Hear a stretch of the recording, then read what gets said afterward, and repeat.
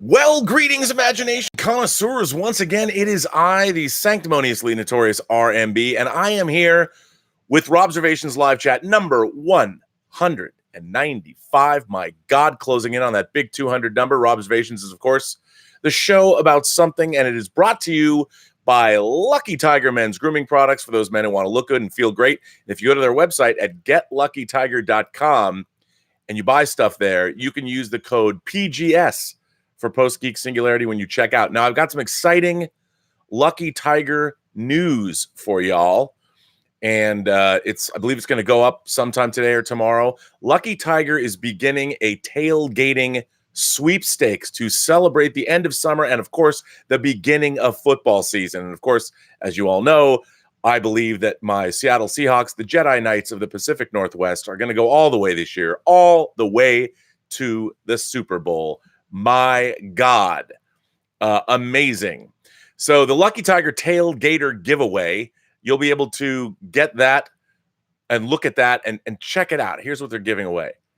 They're giving away $750 worth of stuff. Everything you need to make your tailgater party at whatever stadium, whether it's a college football stadium, a high school football stadium, or a pro football stadium.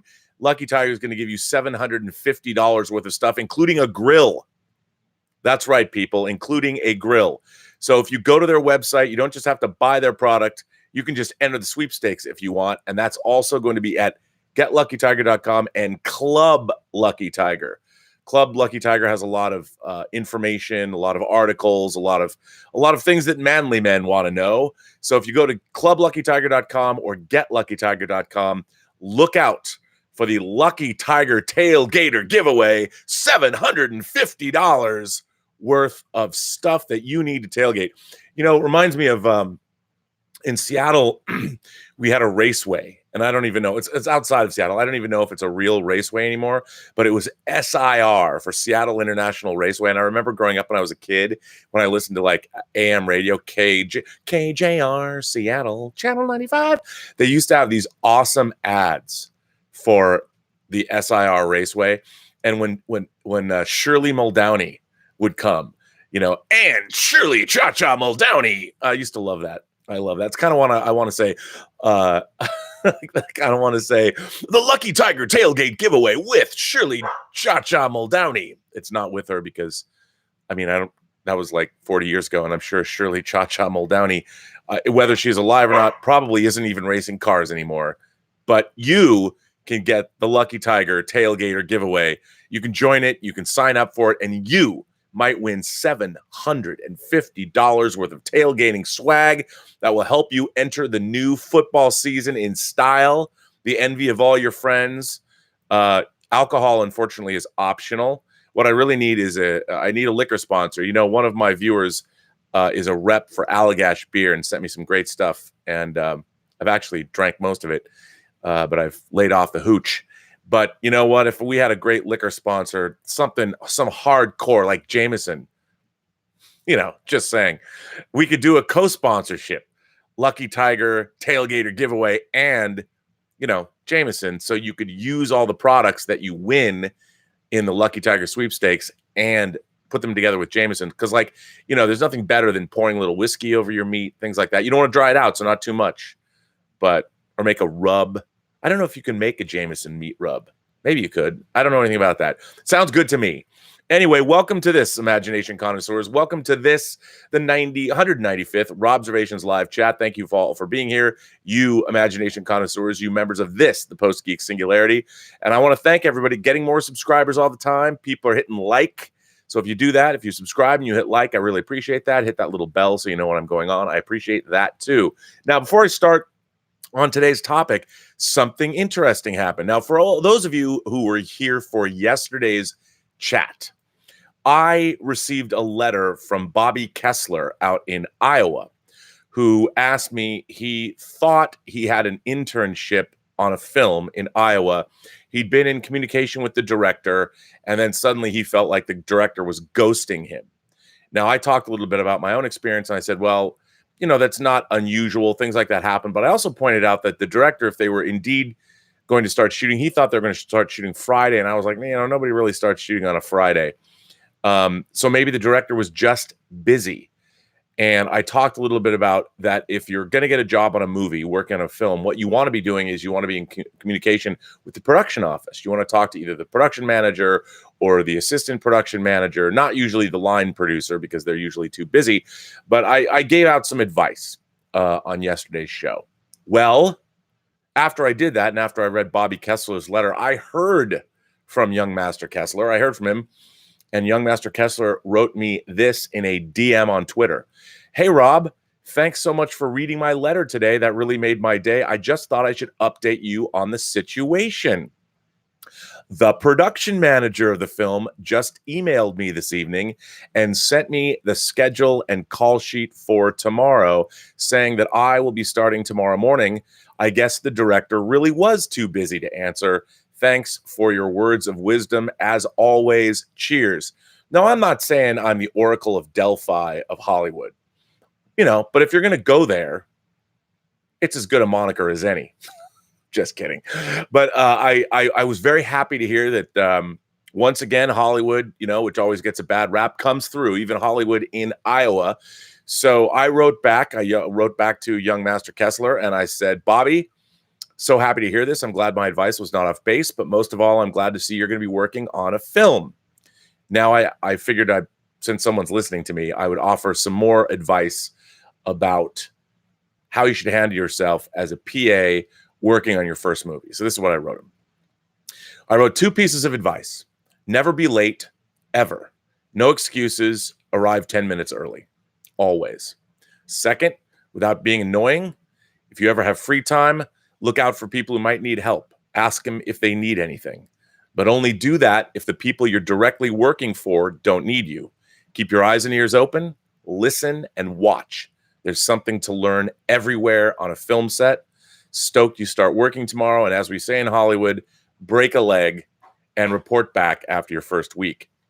And then I said, finally, probably, this is something I thought about later. I said, finally, probably at the end of the day and not before, and after wrap, if you feel the opportunity is good and the day went well, thank the director for the opportunity. Don't overstay your welcome. Just mention how much the opportunity means to you and how you know how busy he is. But this is a once-in-a-lifetime opportunity he made happen for you. Tell him to have a great shoot, and you're honored to play a small part.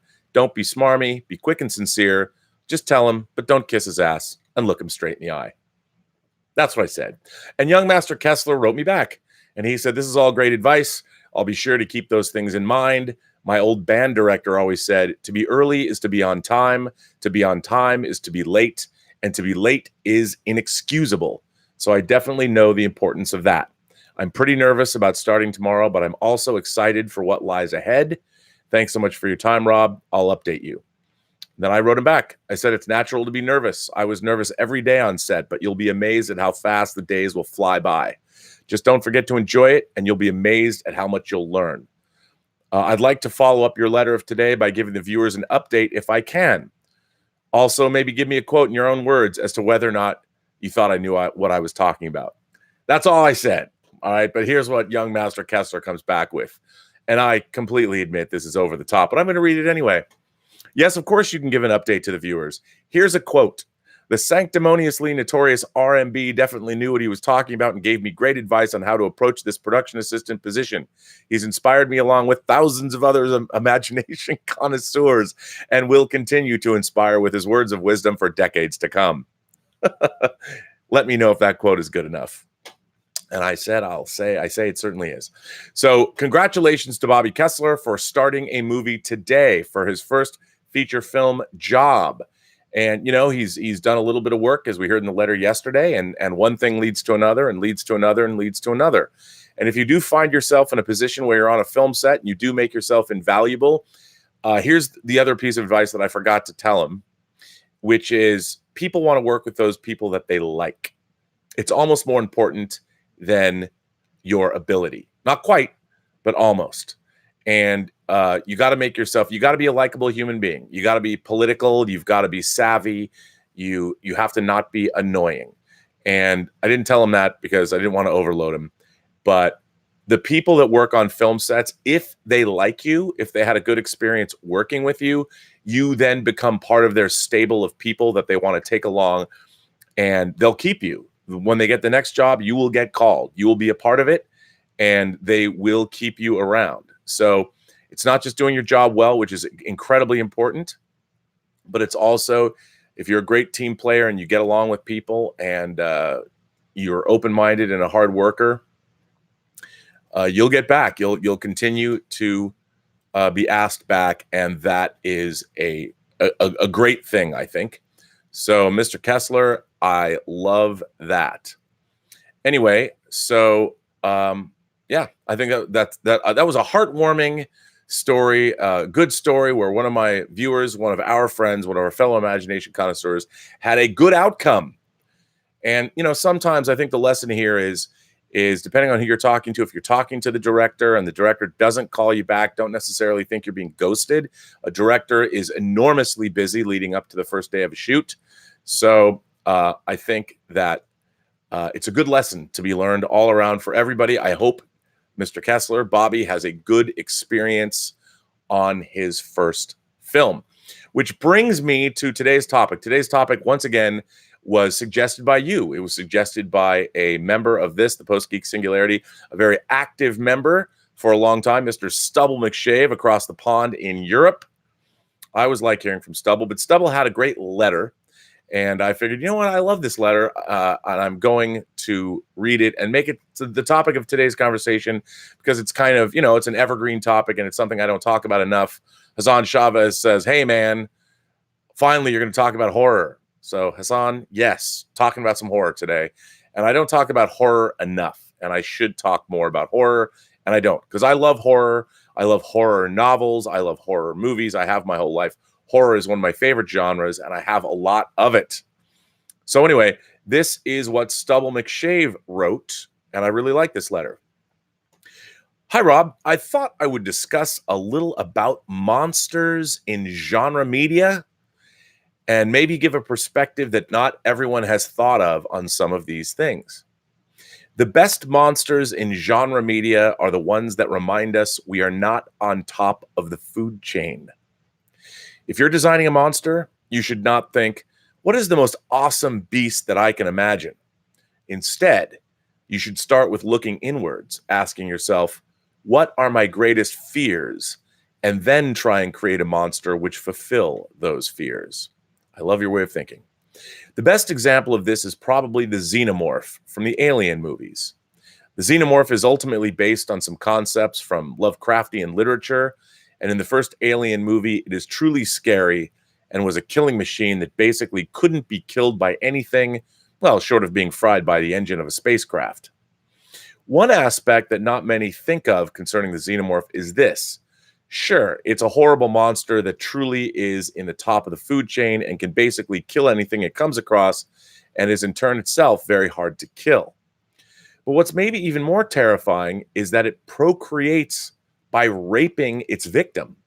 It forces itself in facehugger form onto the victim and impregnates the victim against their will.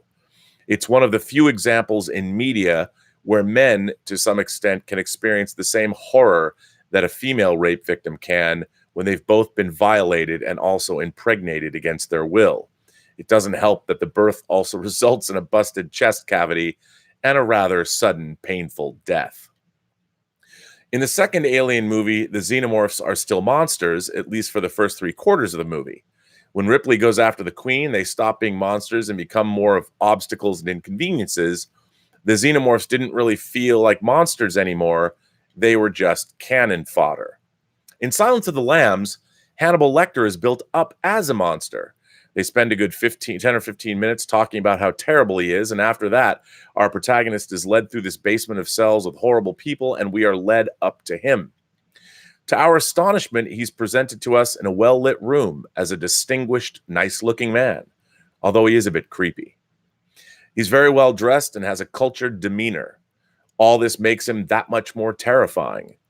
If he's so horrible that they've built him up to be in the beginning of the movie, but so far has been presented as a gentleman, it must mean that when he's bad, he's very, very bad.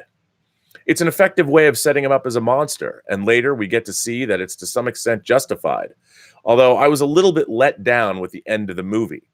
The buildup was so great that I wanted a more monstrous monster at the end.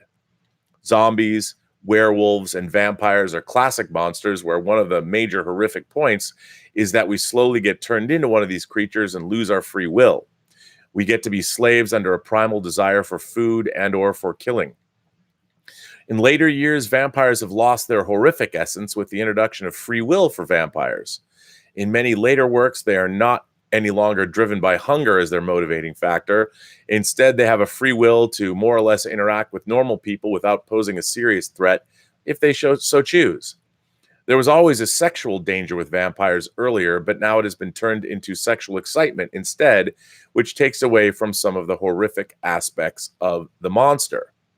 Werewolves illustrate the fear we have of losing control and giving into our animalistic tendencies rather than our noble tendencies. It's again a fear of losing our free will, a fear of becoming a beast that kills indiscriminately, and which has no thoughts other than a basic desire for hunting and killing. Zombies are the definition of soulless drones, beings without their own free will and agency. Unfortunately, they have also been diluted over the years in some modern works.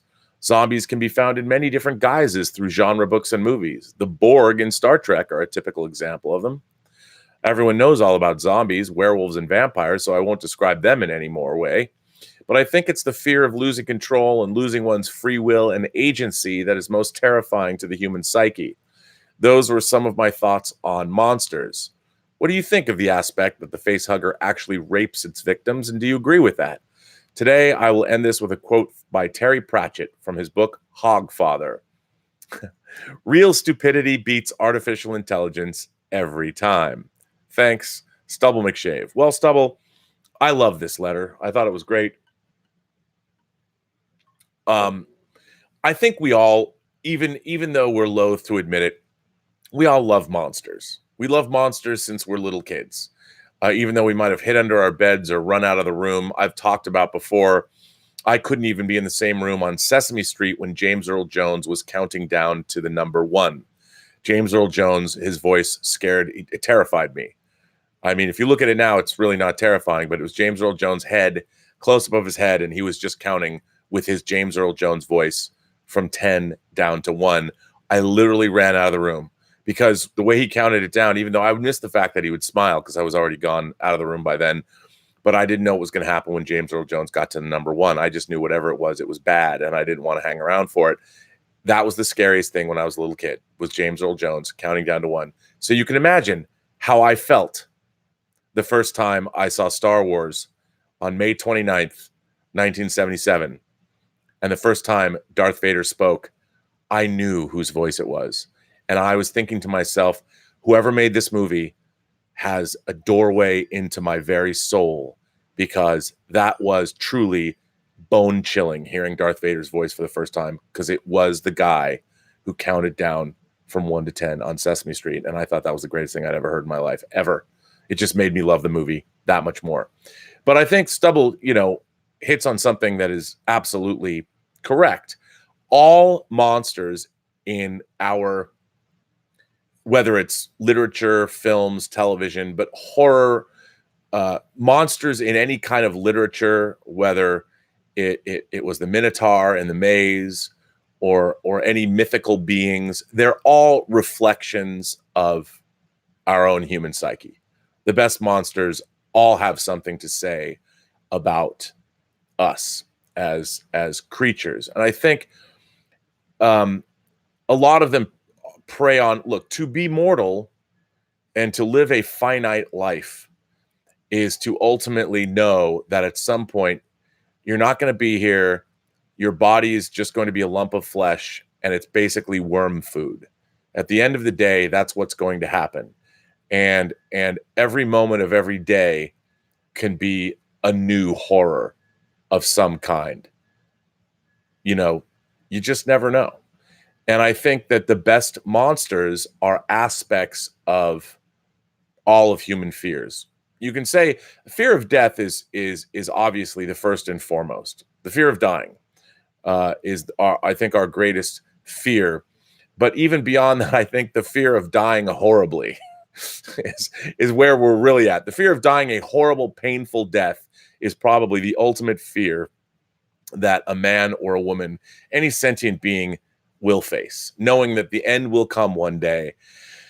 And we hope it is not a horrible, slow, painful death. Or if it's a quick, horrible, painful death, basically we want to avoid horrible, painful deaths. And unfortunately, none of us are immune. Death will come for us all.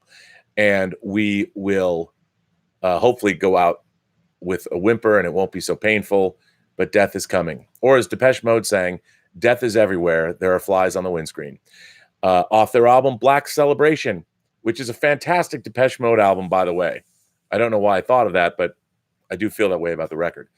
I think that the alien xenomorph, as portrayed in Alien, is my favorite movie monster of all time. Now, what has been done to this creature over the last, since it was introduced in 1979, 40 years ago, has almost been criminal. Because the great thing about the Alien, what I loved so much about the Alien when we first saw it, and the first time I sat in the theater with my blood running cold while I watched that movie was terrifying, but in the very best way, was that it stood for many things. And when you say it's Lovecraftian, for those of you who don't know much about H.P. Lovecraft, he wrote a lot about these old gods, the old ones, like people talk about Cthulhu.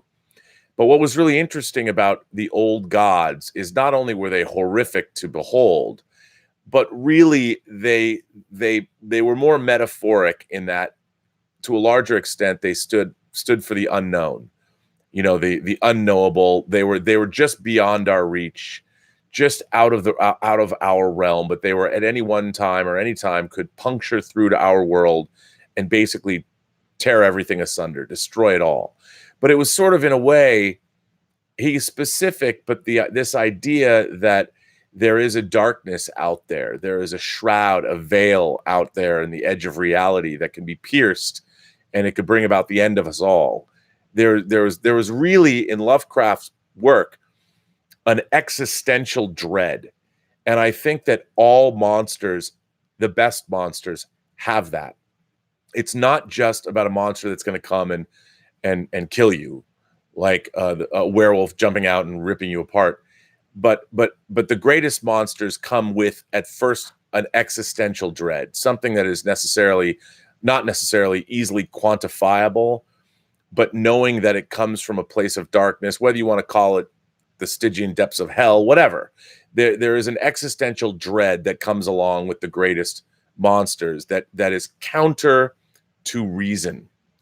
And I think that's where the greatest monsters begin. And one of the great things I loved about Alien is that there is this unknowability. It's not just the alien, it's the derelict alien spacecraft. It is the space jockey, this creature that we meet that clearly was transporting these creatures, hundreds, if not thousands of these creatures for some purpose. And after we've met the alien, God, it couldn't have been good what they were doing. Now, I'm speaking now just if you've only seen Alien and know nothing else. And what made that creature so great is it really stood in like Lovecraft's old ones. That's why I think that Stubble said Lovecraftian, is that it really was about the unknowability of the cosmos, that there is something, even though we can be out there and exploring strange new worlds, there are things that are beyond our comprehension that we don't understand, that we can't understand, and there's nothing we can do if they come for us. And I think the alien had an element of that, and its weird life cycle was a part of it. And I think, look, another one of the great horrors, and of course, it is personified by rape, being the most horrible thing. I mean, I've always thought rape is probably the worst crime one human being can perpetrate against another, because you're violating the sanctity of a person's body. And when it comes to the rape of a woman, you're violating where human life, the flower of where human life comes from. And to me, that is the most horrific of all violations. But basically, yes, it's no secret that H.R. Geiger or Giger, however his name is pronounced. I've always said Geiger, but maybe it's Giger. Anyway, he was a fucked up Swede, and his artwork is amazing, and he really had the ability to conjure up the same kind of feelings in his artwork that Lovecraft could bring about on the page. This sort of beyond the veil unknowability and his psychosexual imagery, and it was all about the corruption of the flesh or a new flesh we'd never seen before. And like Stubble pointed out, I mean, the alien, yes, the alien is a rapist. I mean, that's what the face huggers do. It violates it, and it is an equal opportunity rapist. It isn't necessary. And the thing is, it's not. People talk about how the crime of rape is about exerting power, and it's not about sexuality. Well, I think that the rape as personified by the facehugger is even worse. It's about the perpetuation of the xenomorph's own life at the expense of anything else's. As we know, if you've read a lot or seen the Alien movies, it's all life that is pretty much subject to being used by the xenomorph. Once you are violated, once you have an embryo implanted inside of you, there's no way to really get it out of you.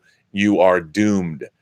And I think the crazy, weird life cycle of the xenomorph. I mean, I remember seeing Alien for the first time, and I've tried to explain this about Star Wars. There was nothing like Alien ever seen before. The xenomorph was there was nothing like that ever even closely depicted on screen. And it sort of is. It is the ultimate. I agree with Stubble. I think it was the ultimate monster for a number of different reasons, many existential reasons, physical reasons, just superficial reasons. It's just a very scary looking thing, and it works on so many different levels. And the way it was presented, talk about verisimilitude. I don't think any monster had ever been presented on screen, certainly in any science fiction or horror film or television show ever, with the kind of verisimilitude the Alien was presented in the first Alien movie in '79. It was a game changer that we feel even today. It was much imitated but never equaled. And that's why the Alien franchise has always kind of bummed me out in the direction that it's gone.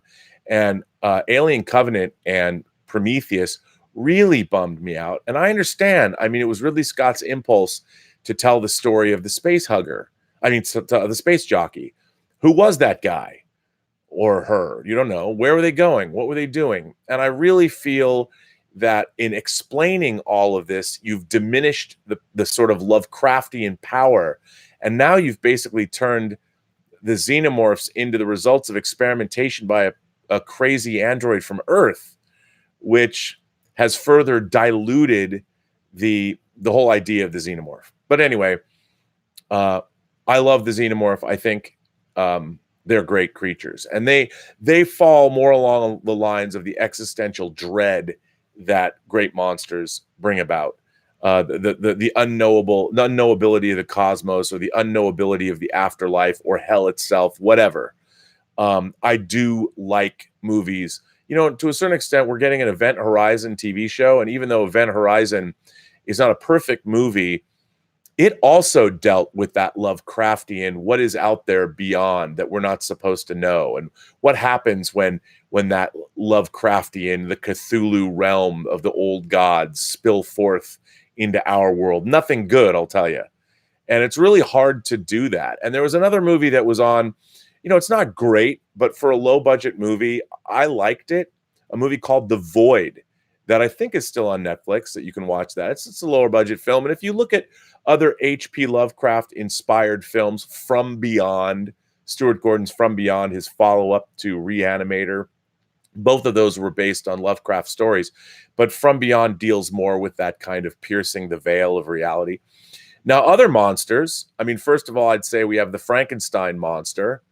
And, you know, the Frankenstein monster is, I think, a tragic creature. But again, the Frankenstein monster is a reflection of what can happen when man tries to wield power that he's not supposed to have, the power of God, the power of creation, the power of giving life. I mean, it's interesting. You look at a story like Frankenstein, there's a lot going on about, even though it was written by a woman, I find it interesting that it's about a man who wants to take the power of creation on himself and create new life through obviously using the parts from dead bodies. But a man will never know what it's like to have a life gestate inside of him. I mean, shouldn't say that, because through bioengineering, that's probably going to happen in the next 20 years, I'm sure. But up until now, it hasn't happened. And one of the really interesting things that I find about whether you call it third wave feminism or the differences between men and women, we all want to say that we're equal when we're not. Men and women are not equal. And this idea that we try and make them equal as human beings, as entities, we are, but men can't give birth. We just can't. And we are physically different kinds of people. And we need, of course, men and women to procreate. But I've always found it interesting that we always want to move away from celebrating the power of the feminine. I mean, the power of the feminine to me has always been the most amazing thing. The idea that life gestates inside a woman's body, and how that's the most amazing thing in the world to me. And we as men don't have that power. And a lot of horror stories like Frankenstein have to deal with that. Like that what is it with men? We can't give birth. So okay, we'll try and cheat.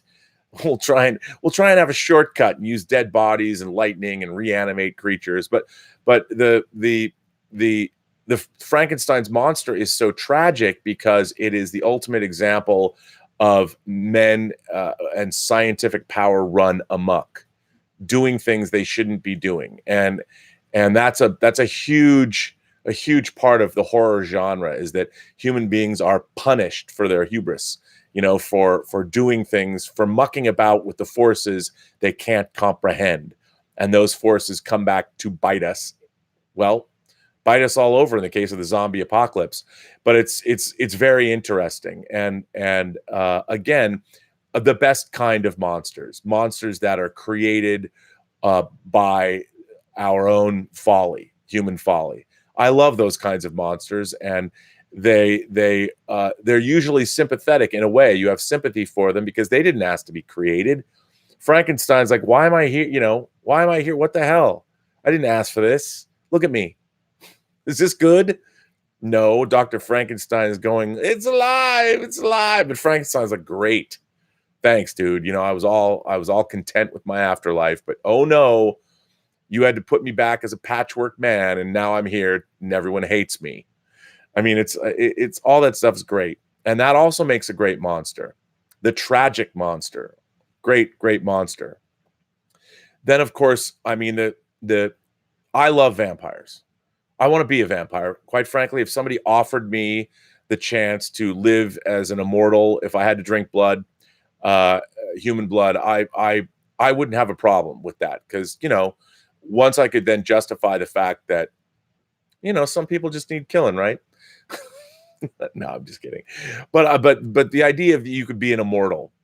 I mean, but again, at first, the idea of vampires, the whole mythology, you've got, of course, people like Vlad the Impaler or Bathory or any of these historical figures that were bad people, or they were death dealers, and they were people that were reveling in taking human life in horrible ways. And all of their myths, whether you're bathing in the blood of virgins or you're impaling your enemies on pikes,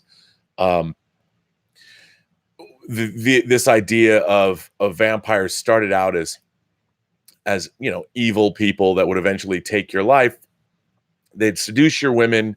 The vampires would seduce your women and then take your blood and kill you.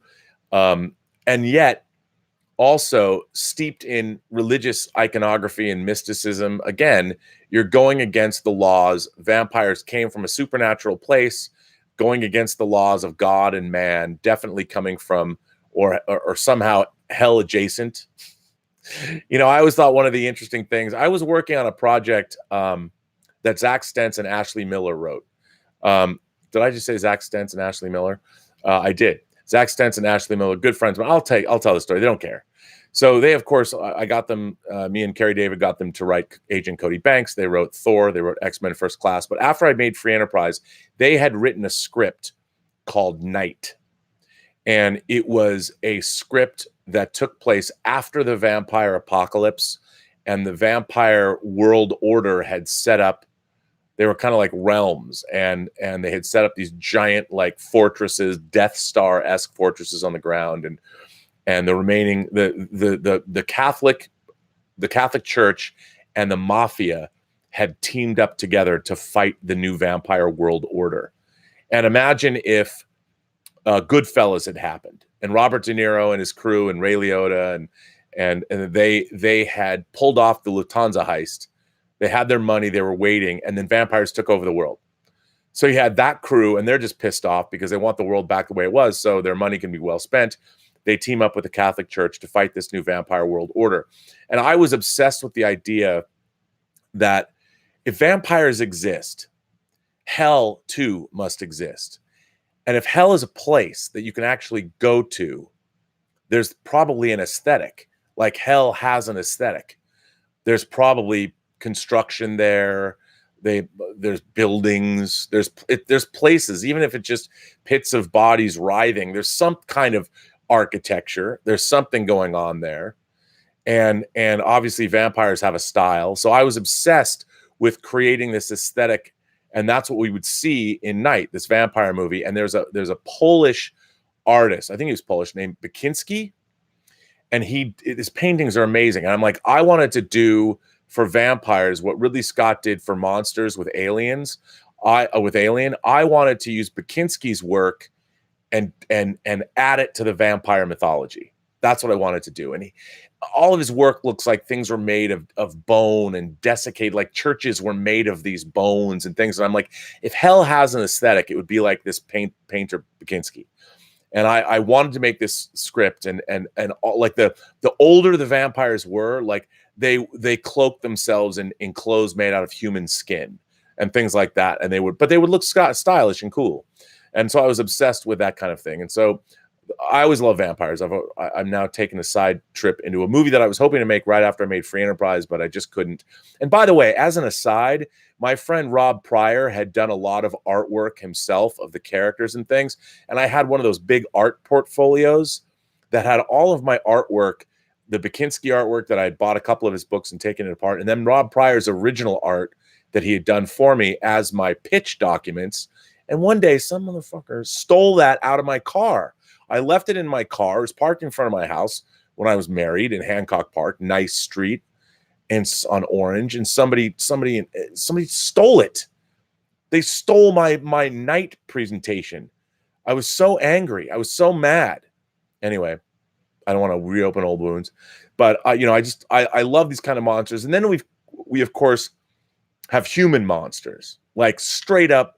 Whether you're serial killers, whether you're Ted Bundy or you're Hannibal Lecter, and those kinds of monsters can also be some of the best too. I think Hannibal Lecter, the thing about Hannibal Lecter is we secretly kind of love Hannibal Lecter, and I think this is more true in the way he was portrayed by Mads Mikkelsen in Brian Fuller's Hannibal. You know, there were things in those books. Hannibal, he ate the rude. He didn't like rude people. Multiple Migs. He talks about multiple Migs when he first meets Clarice Starling, who flings his semen onto her, how he finds he finds that kind of rudeness unspeakable to him. And I love the idea. Human monsters, I think, are so terrifying because they're us.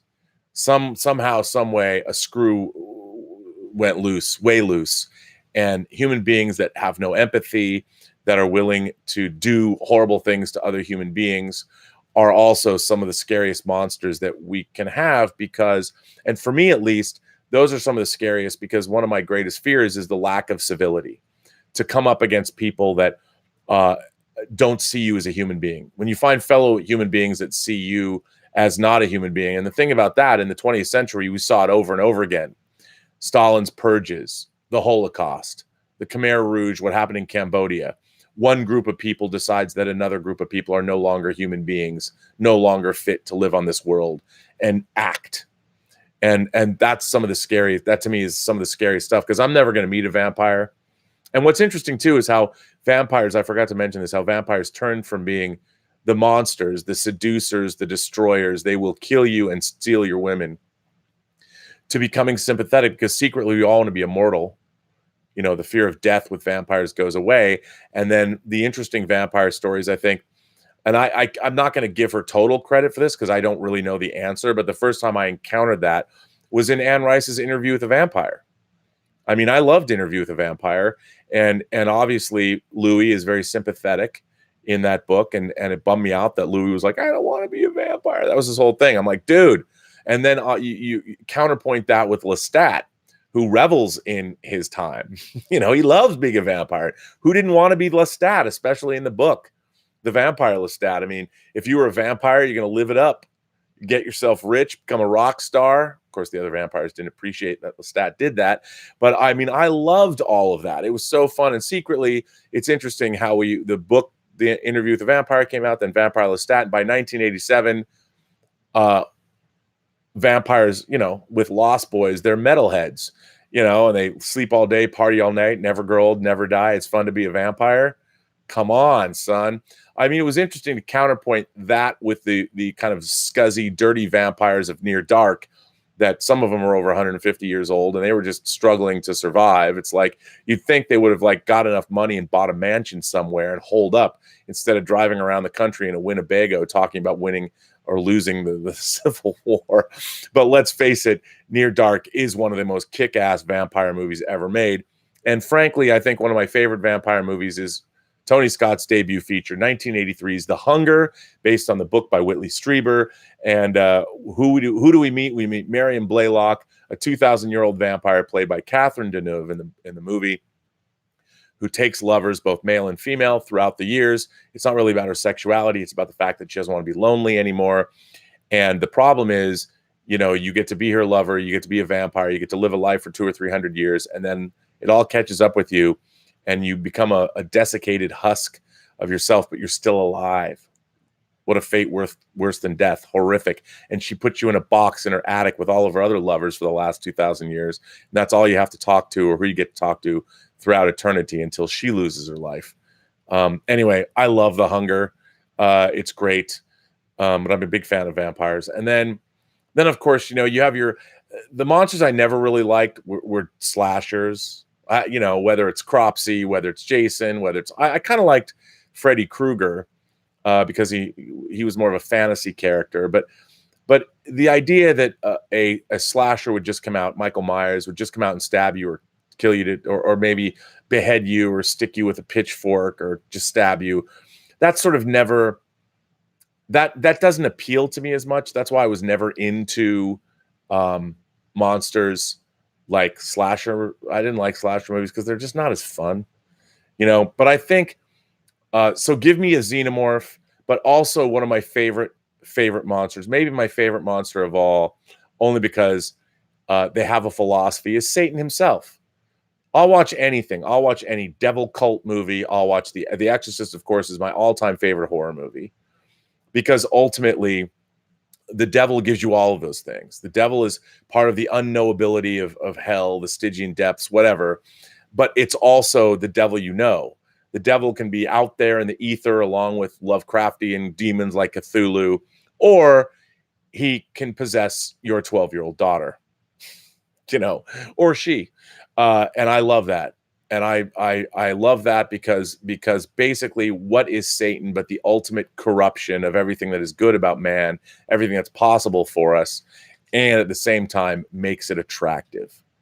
Anyway, I like all of those things. Again, the Wolfman, one of my favorite horror novels of the last decade, is a book called The Last Werewolf, which is the first of a trilogy, which, God, somebody, Ridley Scott's company, owns that book. I would dearly love to make The Last Werewolf.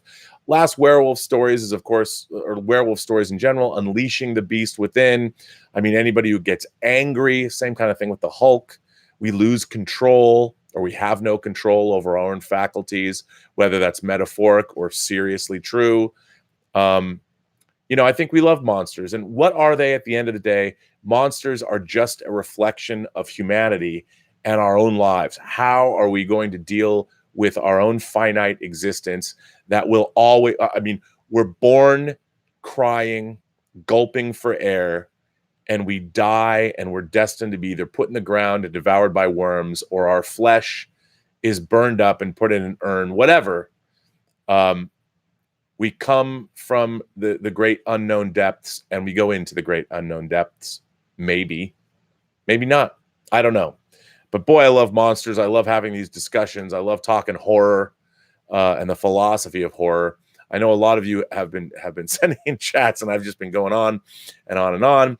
But let's see what you guys have to say, because I love this topic, and we could talk. I don't talk horror nearly enough, so let's see what you people have to say. Wow, there's a lot of Jacob Baker says Gojira or Godzilla, more than a monster, but a symbol and a message. However, I can't financially afford to write a super chat long enough to rave about the true king of the monsters. That's a letter. You know, Godzilla is a great monster because, yes, started out as a symbol, obviously born out of the nuclear age, because Hiroshima and Nagasaki, Japan is the only country that's ever had nuclear weapons dropped on it by us. Go United States. But he started out as a product of that, the horrors of nuclear war, but later became a protector. He's been a good guy and he's a bad guy. But I think, again, for me, Godzilla has always stood in for the power of creation. In a way, the power of God, to a certain extent. And I've always loved that. Sometimes the power of creation is a good thing. Sometimes we're going to have the world flooded. And as you watch other different Godzilla movies, whether it's Shin Godzilla, or whether it's Godzilla GMK, All Out Monsters Attack, or whether it's Godzilla versus Megalon, the original Godzilla, Godzilla has been many different things, and certainly one of the great monsters. So yes, Hassan Chavez sent in a super chat. Thank you, sir. Appreciate that. CJ Dunn is here. CJ Dunn says, just a friendly reminder to stay on that surprise. You always seem surprised when I mention it. I always forget about it. I might just start pestering you like a 3-year-old. Keep up the good work, my man. Well, thank you, CJ. Thanks for supporting the channel. I appreciate that. CJ also says, oh, yeah, my favorite monster is the Creeper from Jeepers Creepers. It's nice to see that the last few shows are switching gears from Star Trek. Laugh out loud. By the way, Star Trek had great monsters, but there's more to talk about than Star Trek. There's a lot to talk about in genre fiction, and I think monsters and horror movies are one of my favorite things to talk about, and I love talking about them. So I was very happy that somebody wrote in, that Stubble wrote in, and talked about different kinds of monsters. So yes, Wade O'Neill says, Roman from Robot Monsters, hands down the best monster, with a gorilla suit, a bubble machine, and diving helmet. Even more entertaining than Plan 9. Yes, I can't say Wade O'Neill. I can't say that you're wrong. Robot Monster would not be something I would think about as one of the things I would be wanting to talk about right off the bat. But again, Robot Monster makes a hell of an action figure, so that's a good thing.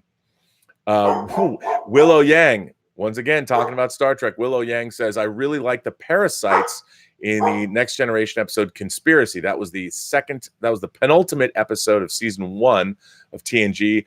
I think the first half hour of that episode is amazing, and then when they just didn't have the special effects to pull it off. But I do like those creatures. I wish that they could have done a follow-up, since it ended on a cliffhanger.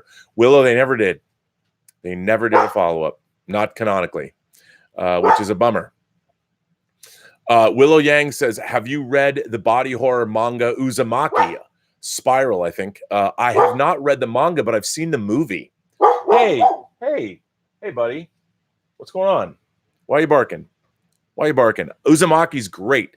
It really freaked me and my friends out when we read it in high school. The images are hard to unsee. Yes, I enjoy the movie a lot. I have the movie actually on DVD. I don't have it on Blu-ray. I like Uzumaki. I know it was a manga. I just never read it. Uzumaki is definitely worth seeing. Again, you know, the Japanese, there's a lot of really interesting Japanese horror that I would... the one thing I've always loved about Asian horror when it comes to things like ghosts, and ghosts are, I don't think ghosts are monsters, because ghosts are just manifestations of us. But I love the fact in Asian horror, If you've done something bad and like an evil spirit is trapped in a house or something, you're never absolved of those sins. Your ancestors in Asian culture, they're looking down on you from multi-generations ago. You're basically fucked. And I've loved all that. And we don't have that as much in the West. I mean, we tell ghost stories and things like that, but not the way, there's a reason why you pray to your ancestors. You don't want your ancestors mad at you because they'll come back with a vengeance. And I always love that. And when the J horror thing happened, when Ringu became popular and we got The Grudge or The Eye and all this stuff, my favorite, by the way, my favorite J horror movie, bar none, is Kyushu Kurosawa's Pulse. I love Pulse. I think Pulse, I saw Pulse in Sitges at the Sitges International, my favorite film festival in Sitges, Spain back in 2001. Man, do I love that movie. It's so good. A movie about existential dread. I would say it's Lovecraftian because it's dealing with that unknown. But again, it's also a ghost story. Check it out. If you haven't seen Pulse, don't watch the American remake. Do not. Bring your attention span with you and watch Kyushu Kurosawa's Pulse. There's a great Arrow Blu-ray of it. I can't recommend it highly enough. So yes, Willow, very familiar. Alexander Wilson says, the monster, some people will say it's not, that frightened me the most as a kid was the T-1000. It was built up as unbeatable and shape-shifting. Alexander, I'm with you, dude. I thought that the T-1000 in T2 was an awesome monster because not only was it a relentless, unstoppable killing machine the way the original Terminator was, but because it was liquid metal and it could take any shape or whatever, it felt like a mystical, supernatural being. And it was scary. It was really scary. Hey, come on, buddy. Do you want a cookie? I don't know. Gilbert's, I don't know what's wrong, bud. You want a cookie? Will you guys stop barking if I give you a cookie? You gonna come get one? Okay. Have a cookie. Okay, but I'm not gonna put up with that. I was in the middle of a train of thought. I think these guys are getting their heads are getting a little big when it comes to being part of the show. Okay. I mean, look at these guys. They only come on now when I'm on the show and I'm not paying attention to them. They want cookies. Okay, they get 3 cookies. That's it. Got to put down the hammer. But anyway, yes. So Alexander, I thought the T-1000. That's what was so great about that it was both a supernatural monster and a technological monster, and I thought it worked really, really well. And it was just great, and it was terrifying. It was absolutely terrifying. I mean, I'm obviously a little older than you by probably a wide margin, but man, what a great thing that was. Seeing that in Judgment Day, it was so cool. I mean, even when you go back now and you watch, yes, the CG obviously is not up to today's standards, but it still works. It still works. So great. And it's relentless and it can turn into giant knives. Very, very scary. Anthony Gonzalez says, if it bleeds, we can kill it. Yeah, of course, that's a reference to the Predator. Another great monster, but I kind of see the Predator as an extension of us, really. It's the most, just because he's an alien, it's the most dangerous game. It's the hunt. That's what it is. And then, of course, I didn't talk about zombies. And zombies, to me, I don't get scared of zombies, but the whole idea that we lose civility, that human civilization will crumble. I love human civilization. I love what it's brought. I love what we're capable of doing. I love how amazing human beings can be. And the people the things that scare me the most are human beings that have no empathy for other human beings. Whether it's the Devil's Rejects or Texas Chainsaw Massacre or things like that. Hannibal Lecter has more of a fantasy fun bent to him as much as a cannibal can. But when there are people that there's nothing you can do, that other human beings that have no empathy, that want to destroy human beings, those are some of, I think, the best monsters that are there, and they scare me the most too. And they disturb me. They disturb me. Human beings that want to hurt other human beings, very disturbing to me. Jacob Baker says the best monsters are aspects of human fear. That is part of why I am excited about the monster of society in the upcoming Joker movie. I agree, man. You know, the Joker's a monster too, but the Joker is a monster that was created by human society. I think the Joker movie is going to be quite a masterpiece, I would imagine. Wouldn't it be funny if this Joker movie winds up winning Best Picture? People are talking about it. It could be amazing. Mark C is here. Mark C says, my favorite monster is the result of Victor's attempt at playing God, especially when Bernie Wrightson draws it. Absolutely. Bernie Wrightson's Frankenstein. Oh, that's delightful stuff. I'm right there with you, Mark C. Rest in peace, Mr. Wrightson. I actually got to meet him a couple of times. What a guy he was. What an artistic talent. My God. Love Bernie Wrightson. Alexander Wilson is back. He says, speaking of the Xenomorph, it made me remember how much I hated Alien Covenant. It was terrible and did nothing new. Let's blow them out the airlock again. I agree. You know, what was really interesting, I mean, they do create Michael Fassbender's android characters are great. They're really the monsters of this new Alien franchise, and I get that. But why do you have to do that at the expense of the Xenomorphs? Why do you have to demystify the Xenomorphs and give us an origin story and turn it into Chariots of the Gods? Make it all knowable. One of the great things about monsters like the Xenomorphs, if you're going to go the Lovecraftian route, you can't explain it. There is no explanation. And that's what makes it so great. And it bummed me out. Then, not to be outdone, Rakan Man, right next to Alexander Wilson, Rakan Man 85 says, I love Prometheus. I blame the studio and toxic fandom for having to shoehorn in more Xenomorphs into Alien Covenant. I wanted more engineers. Well, Rakan Man, I'm with you. I'm with you and against you on this. I would love to have seen more of the engineers. I think they were completely ridiculously portrayed. I mean, wouldn't it have been more interesting if if the first engineer we meet doesn't just want to start killing humans? I mean, that made no sense at all. I completely blame Damon Lindelof for all of that. It was brain dead, and I feel you're correct. I mean, I wanted to love Prometheus. It's such a beautifully made movie that really is monumentally stupid because all of these questions that could have arisen. I mean, the funny thing about that movie is if I played it out, you would have learned more about the engineers and you would have found out, even though they were millions of years more in advance of us. Do not, Gilbert, he's licking my water glass. Don't do that. They're millions of years more advanced than we are. I was hoping that the Xenomorphs were just as much of a problem for them. And the unknowability of the universe would be a part of their culture as well. And Dan V900 says, Covenant ruined the alien mythology for me and had dumber scientists than in Prometheus. Not even testing the atmosphere without helmets was insane. I agree. Both Prometheus and Covenant were really huge disappointments after coming on the heels of The Martian, which is such a wonderful film, and especially the extended version, one of Ridley Scott's best. I love that movie so much. Cardinal Sin says Stuart Townsend was a better Lestat than Tom Cruise. That would be in Queen of the Damned. Stuart Townsend played Lestat along with Aaliyah's Queen of the Damned. I don't know if that's true. You know, I think Tom Cruise did a great job as Lestat. The problem is, I think we all knew we were always watching Tom Cruise, so maybe that was part of the problem.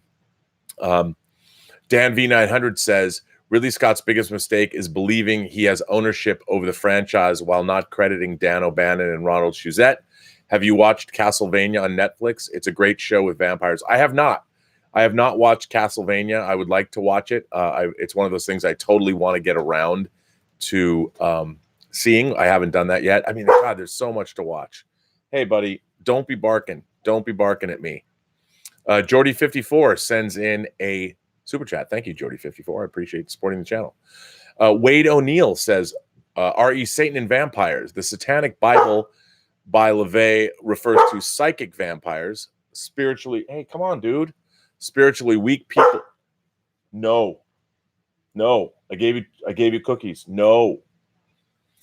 Spiritually weak people who drain energy from others. Found the Satanic Bible in my mother's book collection. Metal. For those of you who don't know, Anton Sandor LaVey, who was the impresario who brought us the Church of Satan, There was a Satanic Bible, and I used to carry one around with me in junior high school. I loved the Satanic Bible. My favorite thing in the Satanic Bible was that Satan represents, I think, let me, if I remembered, it's Satan represents love for those who deserve it, not love wasted on ingrates, which I thought was great. You know, obviously a reflection of Jesus preaching love or whatever to everyone. Now, do I believe in Satan? No, I don't. Because I don't. I don't believe in Satan. The way he's depicted is basically depicted as again another aspect of humanity. However, if there is a hell and it is a place, because I was working on that movie Night, I'd be curious to know. I would think that if all you're going to do is be tormented eternally for the rest of time, you would eventually get used to damnation. So maybe they have to change it up. So I would hope that if hell exists and I do find myself there, at least it's somewhat interesting. I would hope, because I wouldn't want it to be boring. But then again, maybe in my case, my own personal hell would be to be bored for all of eternity, even though I don't think I've ever been bored in my entire life. All I know is that I should probably read all of Swack Props's The 9 Gates of the Kingdom of Heaven, so I can, in fact, know more about what hell might have in store for me. But anyway, you never know. You never know. David Galvez says, "Hey, Rob, not sure if you've mentioned this before, but are you open to doing a live stream movie commentary?" I have people have asked me that before about doing live stream movie commentaries. But here's the thing. I was going to submit some commentaries I was asked by Daniel Griffith to submit commentaries for Space 1999. Gilbert, please stop barking. And I did one. I did one on Breakaway, and I didn't have time to finish the others I was going to do. But I just told Daniel, I kind of flaked on him, to be honest. Ballyhoo Films, I'll admit it. But it was interesting when I listened back to my Breakaway commentary. It wasn't a bad commentary, but I didn't work, obviously, on Space 1999. I was a kid, and all of the information that I knew on Breakaway, I was taking from other sources and parroting it, and I felt bad about it. I'm glad I didn't turn in. I could have turned in that one, but I didn't. I felt like I shouldn't be giving commentary unless I'm a scholar about something. Like, I love listening to the Video Watchdogs Tim Lucas do commentaries because he's such a scholar. And while I do consider myself, I've studied films and I can pontificate about films, I wouldn't feel right to do commentaries on other people's movies unless I had really done like a month of research. Just spewing my own opinion, I would feel a little weird about that. I mean, I've done it before. I did it with Collider, and maybe it could be fun. I mean, if I did it from a fan's perspective, like, I could do commentaries on movies that I really love. Like, I would do a fun commentary on Fritz Kirsch's Tough Turf, or I would do a commentary on To Live and Die in LA, or I would do a Star Crash commentary. It would be tongue in cheek where I would just celebrate a movie. Maybe I could do that. I don't know. I think there might be some rights issues along with that if I did it live on YouTube. I don't know. Because it would only be like, I would love to do it in an interactive way. Like, we could watch a movie together. I don't know if we could actually do that, though. I mean, that would be something interesting to get into. Now, I'm going to read. This is a complete change of pace, but in a way, one of the great monsters that people face in life are themselves and the world that they live in. And hell is other people, it was once said.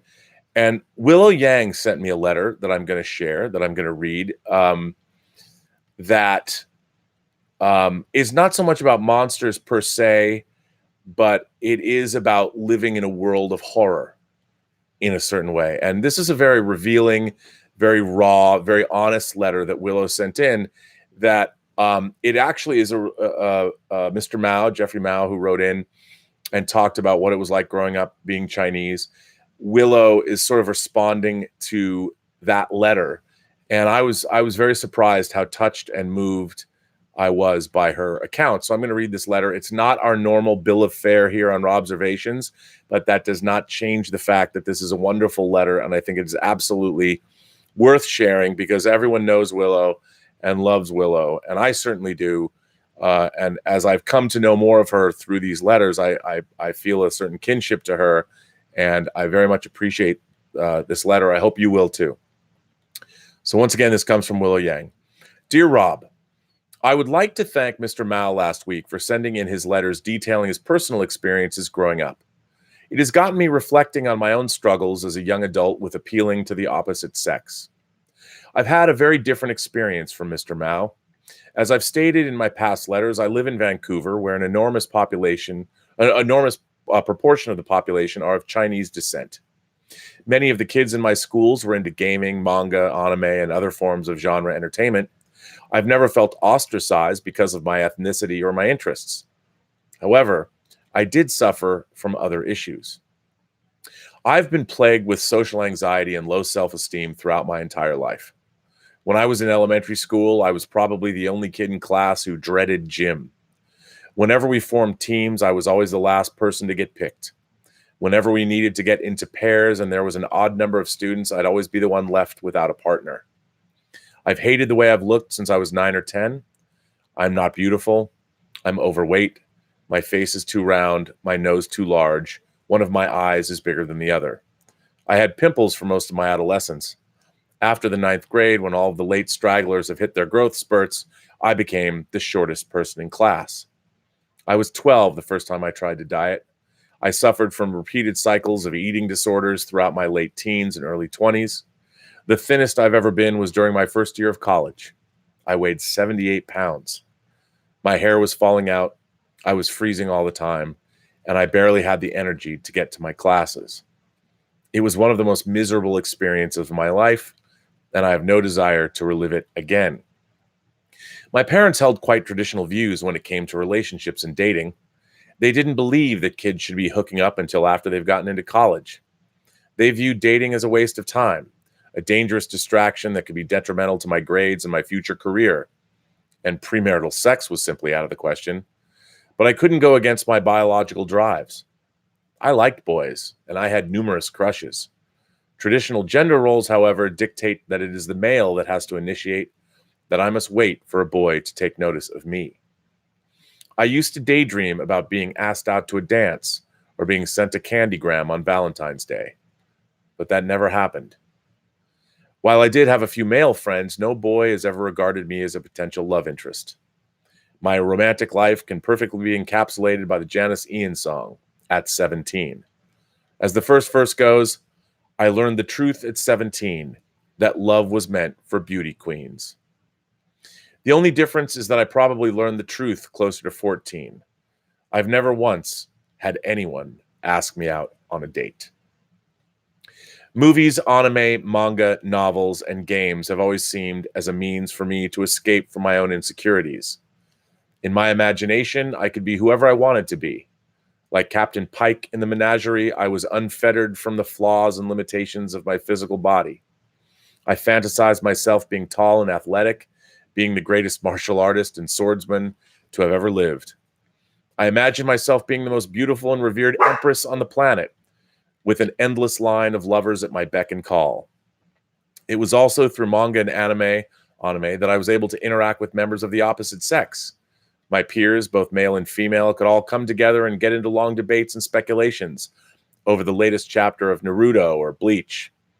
And I don't resent any of the boys for never taking a romantic interest in me. I still value the friendship that we've had. I remember fondly of one time when a group of us were over at a male classmate's home. We were supposed to be working on a science project, but being the procrastinators that we were, we ended up spending the majority of time watching videos online.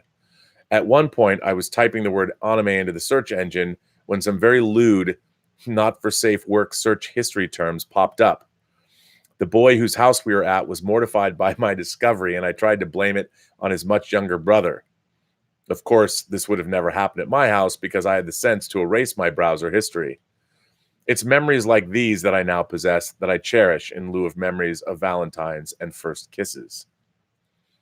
Even though I do feel quite fulfilled and content with my current life, I still struggle with insecurities.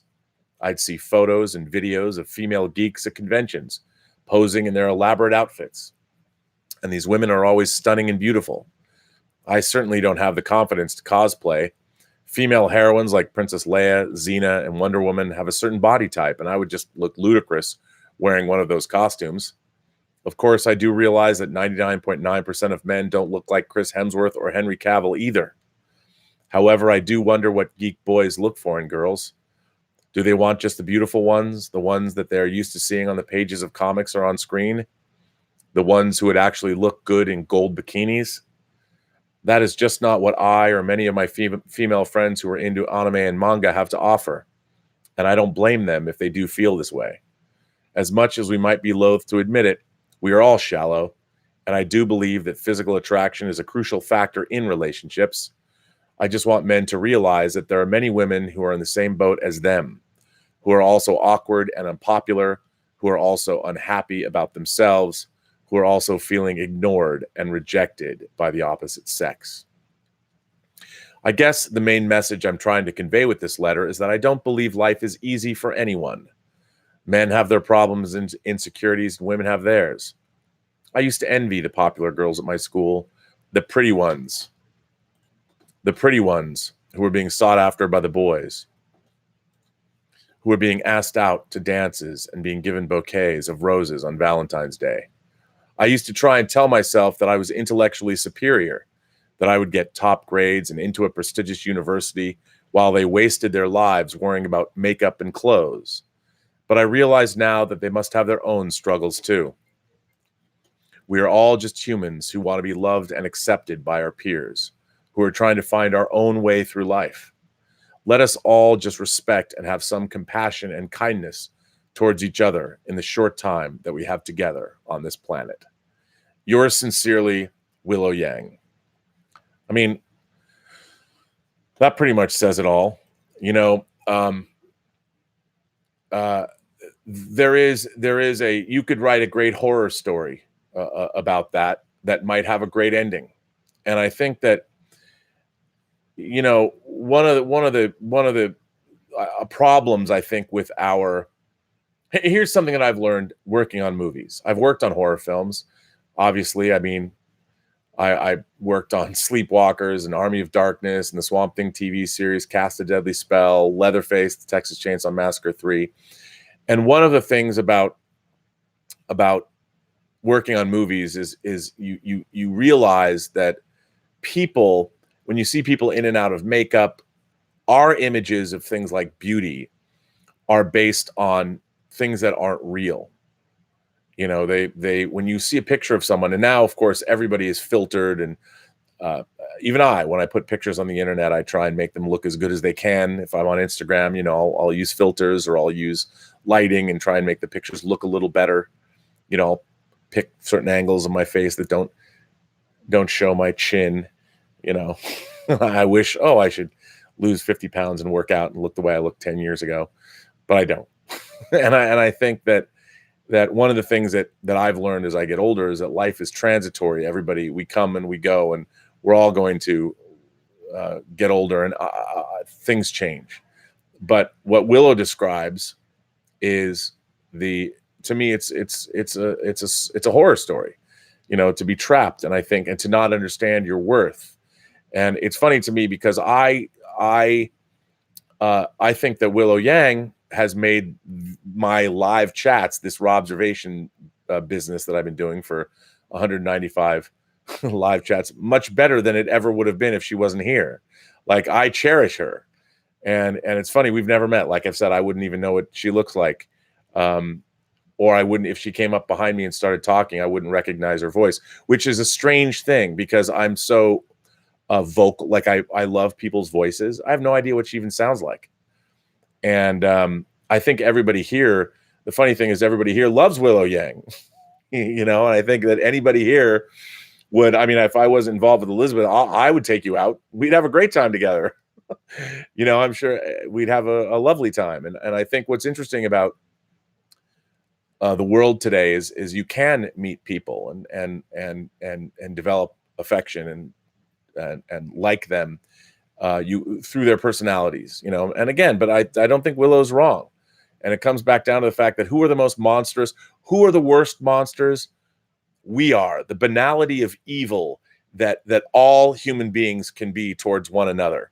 That is the true evil, because there's more of us than there are creatures that are living in the shadows. And what we do to one another on a daily basis, sometimes casually, sometimes not so casually, but we are the worst. All of these other monsters, we tell ourselves, oh, you know, well, we're going to tell ourselves stories of monsters and creatures and make ourselves feel better, because nobody is more monstrous than human beings are to one another. And I think that has been true since the dawn of time. Certainly the 20th century has proven that over and over again. And most recently, we certainly have, just in the last couple weeks. And, you know, human beings, what we all need to do is evolve a little more and be better to one another. But, you know, it's funny. It bothers me because Willow's letter made me sad, because I adore you, Willow. And even though I've never met you, and I don't want you to say, well, you wouldn't adore me as much as if we met in person.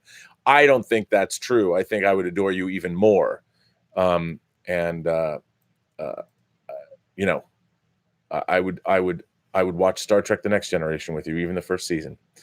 Anyway, what a great letter. Very heartfelt. Thank you for that. And again, it's what makes these chats worthwhile. It's why I kept with this. I kept doing this because it's fun, obviously, but it's really been, I've been just shocked and delighted and moved and surprised by all of the interaction I have with all of you people out there.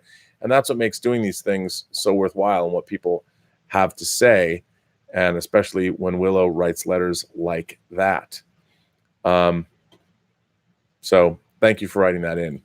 I very much appreciate that letter, Willow. I hope everyone else did.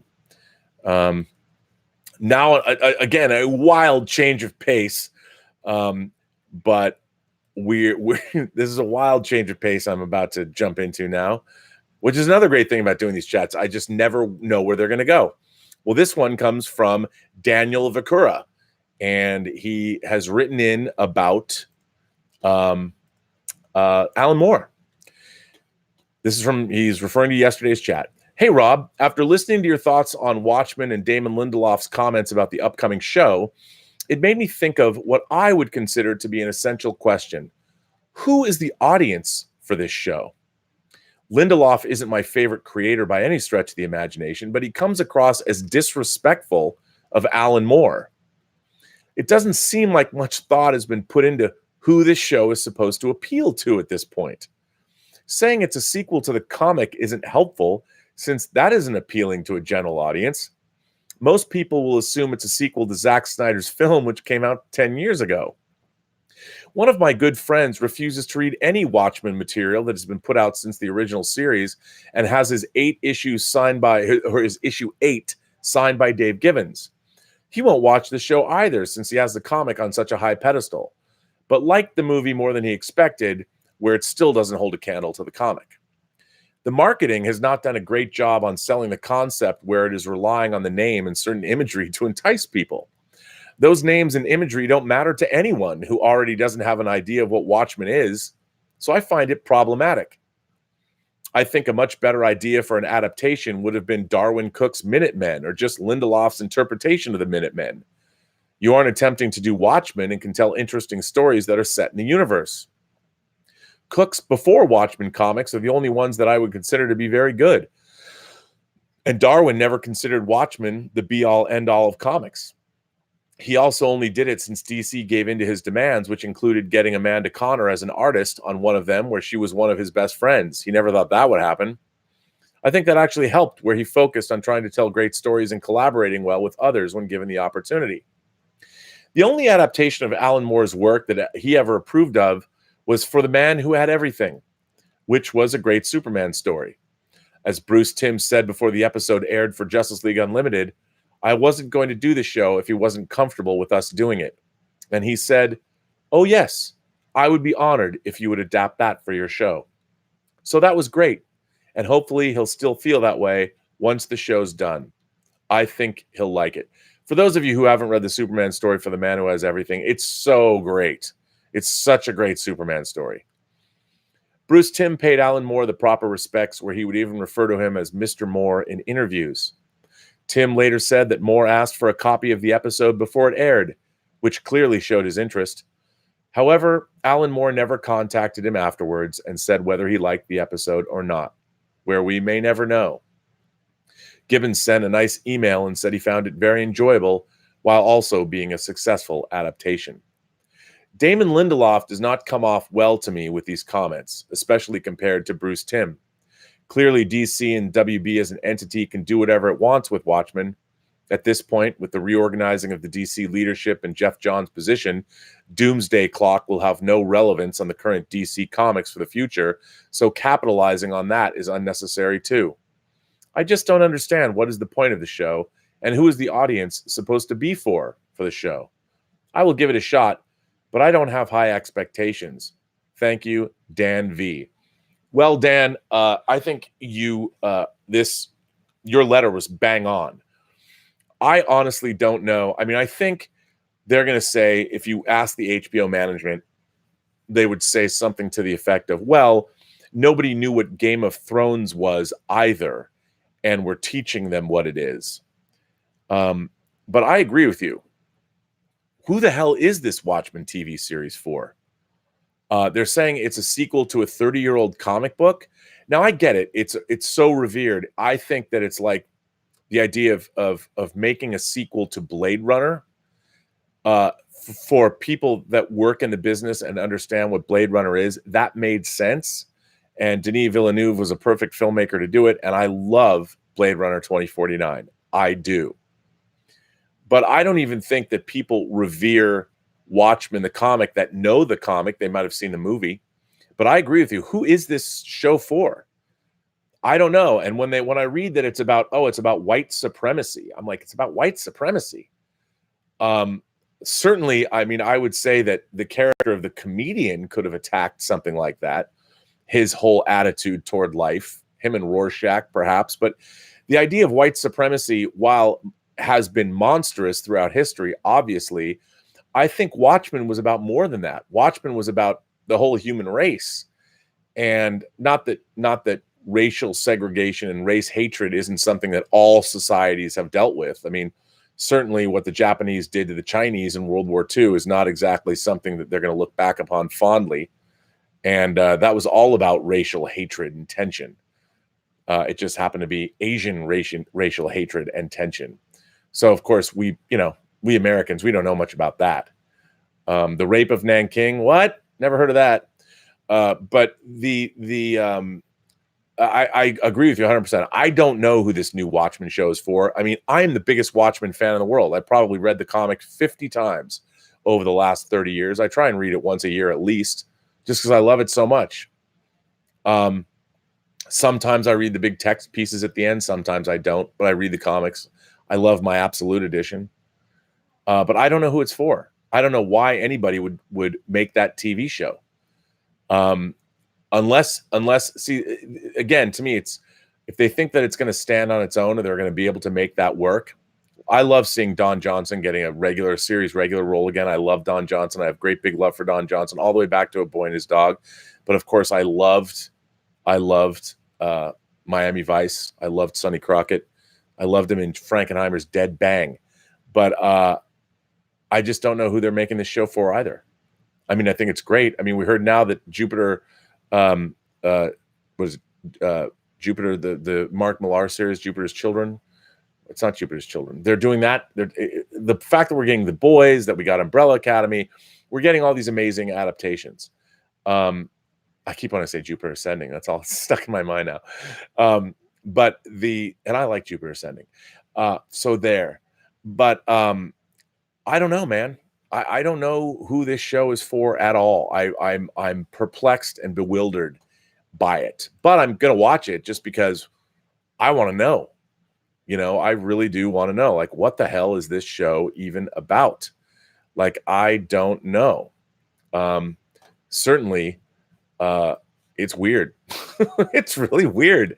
It's weird that they're doing it. Yeah, it's pretty crazy.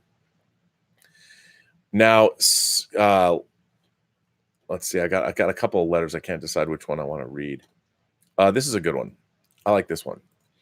Now, Dean, this letter comes from Dean Miketich. I actually, he told me how to pronounce it, and I couldn't find the email where he told me how to pronounce his name. Dean, I went and punched it into pronunciations. I got 6 different pronunciations of his name. So Dean Miketich, I'm saying your name wrong, and I apologize, and you already corrected me once. But anyway, it's Dean. Dean M is here, and he wrote a really good letter, and I'm going to read it. It's another change of pace. Let us know what you think. Hi, Rob and the Post-Geek Singularity. I just finished watching Robservations live chat 192 when I started to write this letter. The last letter in that chat basically talked about Disney buying Fox and taking over Hollywood and controlling prices in cinema and film release schedules. And this got me thinking, can Disney's current success continue? The reason I ask this is because with their own catalog of films, they've been remaking them into live action. And yes, they have passed the $1 billion mark. However, people that have seen the last 2, Aladdin and The Lion King, have said they were not very good or just okay and nowhere near as good as the animated originals. At some point, 2 things are going to happen. The general public are going to get bored of these remakes and stop going to see them, and therefore the films won't be profitable. Or 2, Disney is going to run out of films to remake, and they will either have to start remaking the remakes or create new content, and both options would be risky. I can't see remaking a remake being a good thing within 10 to 15 years since the last one came out. As for creating new content, this would mean that Disney would have to take a gamble on a project and hope it's a success. In the current climate of corporate Hollywood, they don't seem to want to take that chance with multi-million-dollar budget films. Then you've got Lucasfilm. Yes, The Force Awakens and The Last Jedi were financial successes, but with Star Wars The Force Awakens, people that loved it when it came out are now looking back on it as a ripoff of A New Hope, and it is, and a bad ripoff at that. And Star Wars The Last Jedi, it does have its fans, but the majority of the movie-going public hate the film. This led to Solo being a flop, never mind the troubles behind the scenes on that film. And now we're waiting for Episode 9 to come out. But unlike other Star Wars films, there does not seem to be any excitement for it. We are only a few months from it coming out, and unlike the other pre-Disney releases, people are not digging for any scrap of information on it. At this stage of production for previous releases, any tidbit of information that was leaked would be talked about by fans. But with the rise of Skywalker, no one seems to care. Will it be a success? To be honest, I don't know. But I don't think it will pass the $1 billion mark. It all comes to how J.J. Abrams pulled this off. Given his past record, I don't think he will, but you never know. As for the upcoming David Benioff and D.B. Weiss Star Wars trilogy, after seeing the last 2 seasons of Game of Thrones, I don't have a lot of hope for it. Sure, they were very successful with the first 4 seasons, but once they overtook the books, the quality and the storytelling dropped. I think their first Star Wars film will be successful, but again, I'm not sure they'll be able to hit that $1 billion mark. If the storytelling in their films is anything like Season 8 of Game of Thrones, the other 2 films will be lucky to make any money, even if Disney greenlights them. The Disney theme park in California seems to have taken a hit too. Even without the new Star Wars land, the park should be packed. However, Disney put ticket prices up and blocked annual pass holders, thinking people would come just to see the new attraction. They did, but only for a few days. Then numbers started to drop, and by the middle of the normal busy season, the park was dead. Queues that would normally be up to the 2-hour-plus wait times are only 10 minutes. Disney then lifted the block on the annual pass holders, hoping they would come, but reports are still coming out that the park is still empty for this time of year. Marvel Studios have done a great job over the last 11 years. However, we had Fox, which is now a part of Disney, Sony and Warner Brothers pumping out their own superhero films too. Some have been successful and others not so much. All these studios, with the exception of Fox, now have plans for more superhero films. But how long can this trend be sustained until the bubble bursts and the movie-going public gets bored with superhero movies?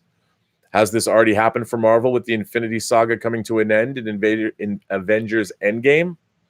I've heard people say they love what Marvel has done, but they're done with seeing each new Marvel film that comes out for now and are looking for something different. Out of all of the Disney studios, Pixar is the only one that is not doing remakes or pumping out 2 to 3 films that are of the same genre out in a year. Pixar only puts out 1 film a year, and if it's not a sequel, They're all different styles of film from each other with a new and refreshing story. As for Fox, well, they are the biggest unknown now. Will they continue to put out the same sort of content they did before Disney bought them out? Or will the studio change to fit with Disney family-friendly views? Only time will tell. All this brings me back to my original question. Can Disney's success continue, or are they on a runaway train headed for a bridge that is out? Oh, hey. Kind regards, Dean M. Rob, P.S. Have you been struggling with my surname in the last few letters? And I take no offense to it, but I can't bear to see you struggle again. So here's how you pronounce it. It's Mikitich. Dean Mikitich. All right, Dean Mikitich. Thank you for that. Dean Mikitich, I very much appreciate your letter. Very good question. You know, I do not envy my man Bob Iger. If you break it down, look at where we're at now. Look at where Disney's at. They've already outgrossed any studio in history, and it's August. They've had billion-dollar films in, check it out, Captain Marvel, Endgame, Aladdin, Lion King. Spider-Man Far From Home was released by Sony, but that was also a billion-dollar grosser. They've got Frozen coming out. They've got Rise of Skywalker, Frozen 2, and they've got Rise of Skywalker coming out. I mean, this kind of money-making, this is insane. Now, if you're shareholders, you cannot duplicate this. This is I think, look, never say never, but this is an unduplicatable a word? It's an unduplicatable year for Disney. Next year they can't. They don't have a Star Wars movie coming out. They do have the Eternals, and they do have Black Widow that'll be coming out next year. Probably respectable earners. I don't see Black Widow grossing $1 billion, but I could be wrong. It could kick ass. I want it to kick ass. I'd love to see it kick ass. They're doing different things. They're going to change things up. But I think the pressure, I think Bob Iger, is going to have to come up and say, they made mistakes. I mean, look, they tried to soak Star Wars Galaxy's Edge. The problem with Galaxy's Edge, the way I see it, and having never been there, I'm talking out of my ass. But I watched every video. You have one ride, and the only things really to do there are spend money on food, lightsabers, droids, and going to buy more Star Wars merchandise. There's nothing to do there. You can be immersed in the world, but because the Rise of the Resistance ride doesn't open until, I guess, next year, early next year, there's only one ride. There's only one thing to do. So if you don't want to spend a bunch of money, I mean, a lightsaber's $200, a droid's $100, food's expensive. I mean, to have the experience of Galaxy's Edge, you're just there to spend money. I mean, one of the things I like about Disneyland is I'm an annual pass holder. I just like going there. I mean, aside from parking, I like wandering around the park. I like looking at people's happy faces. I like strolling into Pirates of the Caribbean or when I want to, or I like going into Star Tours because it's awesome. I just like Disneyland. It is the happiest place on earth. And I don't like the idea that sometimes I've gone down there with Elizabeth and we've only spent money for parking because we have our annual passes. People that live in California that are Disney files, I think everybody feels the same way. You just go to Disneyland and hang out sometimes. And you can get a beer in California Adventure, But I think that they made a big mistake. I mean, they jerked up the price. I understand they invested $1 billion in Galaxy's Edge. And I think what they've done is really interesting. Now, I break from my other fellow members of the intellectual dork web, such as Doomcock and Nerdrotic, and I guess Geeks and Gamers, or whatever channels you want to say. I don't know Geeks and Gamers. I don't know that guy. But I do watch Doomcock, and I do watch Gary Beekler. And I know that there's been a lot of people taking delight in the fact that Galaxy's Edge is not doing well and that the park attendance is down. And I think what they did in Galaxy's Edge, Gary Beekler has talked a lot about how they did not incorporate any classic Star Wars into Galaxy's Edge. I am completely on the other end of that spectrum. I think it's pretty cool that the idea of Batuu, the outer rim colony of Batuu, is unto itself, because Disneyland, Galaxy's Edge, is a canonical. I mean, it's not canonical because we haven't seen it in the movies, but they've incorporated it into the novels and things like that. That Batuu is its own place. Like, you can actually go to Batuu and think, okay, This is I know it's a galaxy a long time ago, far, far away, but this is part of the Star Wars universe. You're not going back to Hoth, or you're not going back to Tatooine, or you're not going back to the fourth moon of Yavin. You're going to a new place. And that new place has its own history and its own thing. And it's part of the immersive nature of it all. And I like that idea. I just think it was a real mistake that they overestimated what people wanted. Clearly, I mean, it is a very high-end shopping mall, and that's really all there is to do there. You know, they should have. There's not even like a Star Wars museum. You know, I would love to. Sure, you can see the Millennium Falcon, and people are like, well, it's the Millennium Falcon from The Force Awakens. Well, that makes sense because that's what's happening now in the Star Wars universe. You know, and now we've got the Mandalorian, which takes place after Jedi. So the classic trilogy, as much as I love it, you know, we've sort of moved on, and whether it's for better or for worse, you know, we're the Batu lives and breathes. It's its own thing now. It's what's happening in the Star Wars universe today, as opposed to what happened 30 years ago. So I kind of like that they did that. I mean, I understand where other people are coming from, that they didn't incorporate classic Star Wars, but it would have been kind of cool. I saw when I was at Fantasia up in Montreal, I think in 2012, when I worked on Toy Masters, this documentary He-Man film that I hope it one day sees the light of day because it's really cool. I was there, and there was the Star Wars Identities exhibit. And I know Lucasfilm is making a museum, their own museum. But it was a museum. It had costumes and miniatures. And when you walked through it, you get these cards, and you'd make decisions. There were questions that would be asked throughout the exhibit, and you'd punch in your card and you would answer these questions. And based on your choices, it was whether you were going to become a Sith Lord or a Jedi. And when you came to the end, you put your card in and your character would pop up, and it was cool. And if there was more of that kind of a thing, more of an interactive, more of a museum place where you could go look and exhibits. And I know they're not going to do that because of the George Lucas Museum that's being built, but there's got to be more to Galaxy's Edge than that. But as far as moving away, the Marvel movies, I think, are going to continue on. What they're going to do is they expanded. We got the Infinity Saga. Now they're going to start again. You know, we're getting a Black Widow movie, which is a prequel. But then we're going to get Eternals, you know, and Doctor Strange. We're going to see more aspects of Doctor Strange. We're going to finally see Scarlet Witch as Scarlet Witch, I would imagine. Then we're going to see Shang-Chi, and they're going to contract. They're going to make us love these characters, and they're going to build up to another big, giant crossover Avengers event. And I think it will ebb and flow. And I think from a business strategy, that is a good business strategy because it keeps the overall brand of Marvel going. And it takes away the pressure of making billion-dollar movies all the time. That they can't sustain that. And if you look at the 23 Marvel movies, you can't include the 2 Spider-Man movies, I guess. But the amount of money, if you take those out of the equation, because Sony distributed those films, you're looking at over $1 billion for each movie.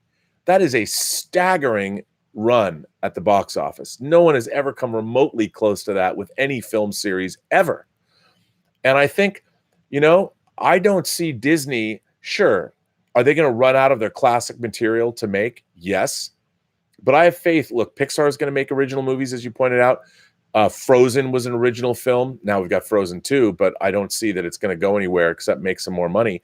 Disney, like all companies, will have to innovate. They can't rest on their laurels. And I think, I don't know if Weiss and Benioff, look, I believe that the 8th season of Game of Thrones, the last 4 episodes, it really killed the entire series for me. I have no interest to ever go back and watch Game of Thrones again. Some of the best television ever made, but it goes nowhere. Ultimately, it had an ending that had nothing to do with the story that they were telling. The Game of Thrones was never satisfactorily finished. You know, I wanted a story that came down to the wire. There was a jump shot on the buzzer. You know, there wasn't that. And I don't think that Weiss and Benioff, don't count them out, because they did, in fact, create a lot of great television, a lot more great television than some people have created. So I'm looking forward to what they do with Star Wars. I think The Mandalorian is going to be. I think Star Wars, now that it's sort of unfettered by the Skywalker saga and we can go delve into the universe, what they're going to have to do is they're going to have to create great new characters and tell great new stories. They've already got their universe. And within that universe, they're going to have to tell great new stories about great new characters. And I think The Mandalorian will know where they're going to go, because from what I've seen, from what I would imagine, The Mandalorian is probably going to be a huge home run. At least I think it's going to be. But Mr. Mikitich, I'm so glad to know how to pronounce your name. I think you're right. I think that Disney, it's a tall order. The success they have now is insane. It's unsustainable. So they're going to have to do what every company does. They're going to have to start again. They're going to have to innovate. And I think they will innovate. I think that they will do it. I absolutely do. So we shall see. You know, it's interesting. I worked on Star Trek The Experience, and I cut all the videos that you saw. And the thing about the Star Trek The Experience was that it was just that. It was an experience. And so while you were trying to get on this ride, what was really interesting about if you have never been on Star Trek The Experience at the Las Vegas Hilton, it was an $80 million attraction. And what it did was you literally, through a very ingenious thing, you went through a Star Trek museum, and you watched the videos that I had shot, and you saw recreations of all these props and some original props. You went through a museum that gave you the whole history of Star Trek. It was a primer, all the different alien races. And then when you got to the ride, it was an experience. So you'd go into this room, and it felt like you were beamed up onto the Enterprise D. And it was an amazing thing. They had this, it was worked on you went into a room, and the lights flickered, and the room was actually pulled up through a counterweight, and it was revealed that you're now on the transporter pad of the Enterprise. And it felt like this whoosh of air when the room was pulled up. It was like, we're kind of like an elevator. It was amazing. It was an amazing thing, but it really felt like you had been beamed up. And then you're literally taken through a totally immersive experience when you're taken through the Enterprise, to the quarters of the Enterprise. And then you go onto the bridge, an absolutely perfect recreation of the Enterprise D bridge. And then you were put on a shuttle where you went on a ride. So it was really, truly an immersive experience, which I would imagine Rise of the Resistance is going to be a lot like that. But, and then when you came out, yes, there was a gift shop, and yes, there was Quark's Bar, and you could hang out, but it didn't feel, the gift shop was just a gift shop. It didn't feel like you really felt like you had this immersive experience. It was really neat. And Galaxy's Edge, like all Disney things, I mean, when you go into the park, I'm not going to lie, it's crassly commercial inside Disneyland. There's stuff to buy everywhere. It really is. Like, you never go into New Orleans Square, for instance, and not run into a gift shop somewhere, or food or something.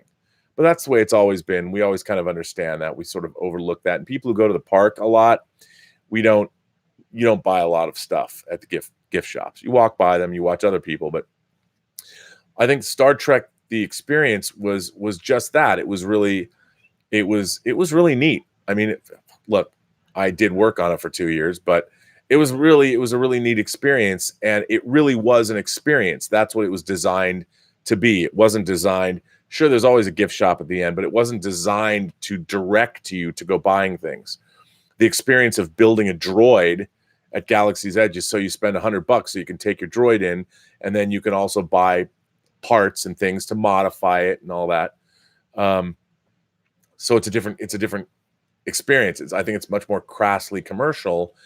And Disneyland, I mean, a family of 4 to go there. So you're looking at like, what, $1,000? Who's got that? Who's got that? Like somebody was saying, I was watching somebody yesterday saying that a family, they have like payment plans where you can go, like, who wants to go to Disneyland on, I guess if you use a credit card, but a payment plan. I mean, I don't know. It gets overly commercial. How much money is too much money? I don't know. But anyway, it's a good question. I think Disney will continue. They need to make new stuff.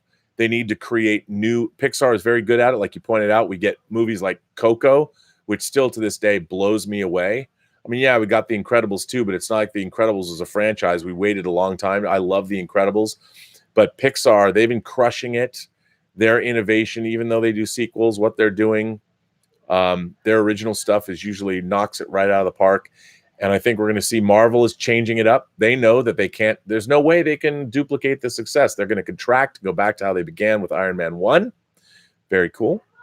And I think we're going to see, they're going to have to innovate with 20th Century Fox. They're going to have to do different things than they've been doing. And we'll see. It's going to be really interesting to see what happens with Disney and how they're going to use 20th Century Fox. I think personally that the losses they suffered over the last 6 months with things like X-Men Dark Phoenix, they knew that was going to happen. That was just an excuse to consolidate their power and be able to say, we're going to take over what Fox is doing and make sure that we decide. But you know what? They're going to need Fox because Disney is going to need to release things. They're going to have to release R-rated movies. They're going to have to release Predator and Alien and Die Hard movies. They canceled McClane, which is the Die Hard prequel and sequel in one movie. Kind of, I guess, the Godfather 2 of the Die Hard franchise. They're going to have to do that. They're going to have to innovate. But, yeah, we shall see. It's going to be interesting to watch. It's going to be, our entertainment landscape is fascinating right now. We're getting amazing stuff that I never thought we would get. And the companies with streaming services and the things that are getting made. I mean, who would have ever thought The Boys would have got made? Who would have thought Umbrella Academy would have got made? Who would have thought the Millerverse was going to come to us? It's amazing.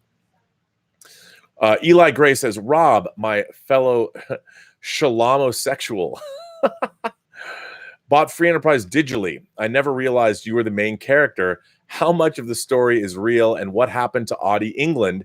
I had a huge crush on her. Shalamosexual. I never thought of myself as being a shalamosexual. I guess that comes with circumcision. But anyway, that is a good question. I would say that Free Enterprise is sort of a Romana Clef on my life. Yes, mine and Mark Altman's life. I think more so my life. I mean, basically, Free Enterprise was very much inspired by the films of Kevin Smith, things like Clerks and, of course, Swingers. Now, I knew through Peter Billingsley, I knew Jon Favreau and I knew Vince Vaughn.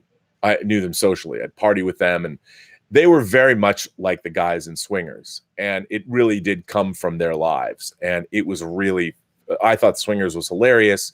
And while they called themselves different names, Free Enterprise was definitely like, hey, let's just do a funny movie about ourselves kind of a thing. And as all first-time filmmakers do. And I would, a lot of what went on in Free Enterprise actually was based on events that occurred. I mean, I put a little bit of a spin on them, but not much.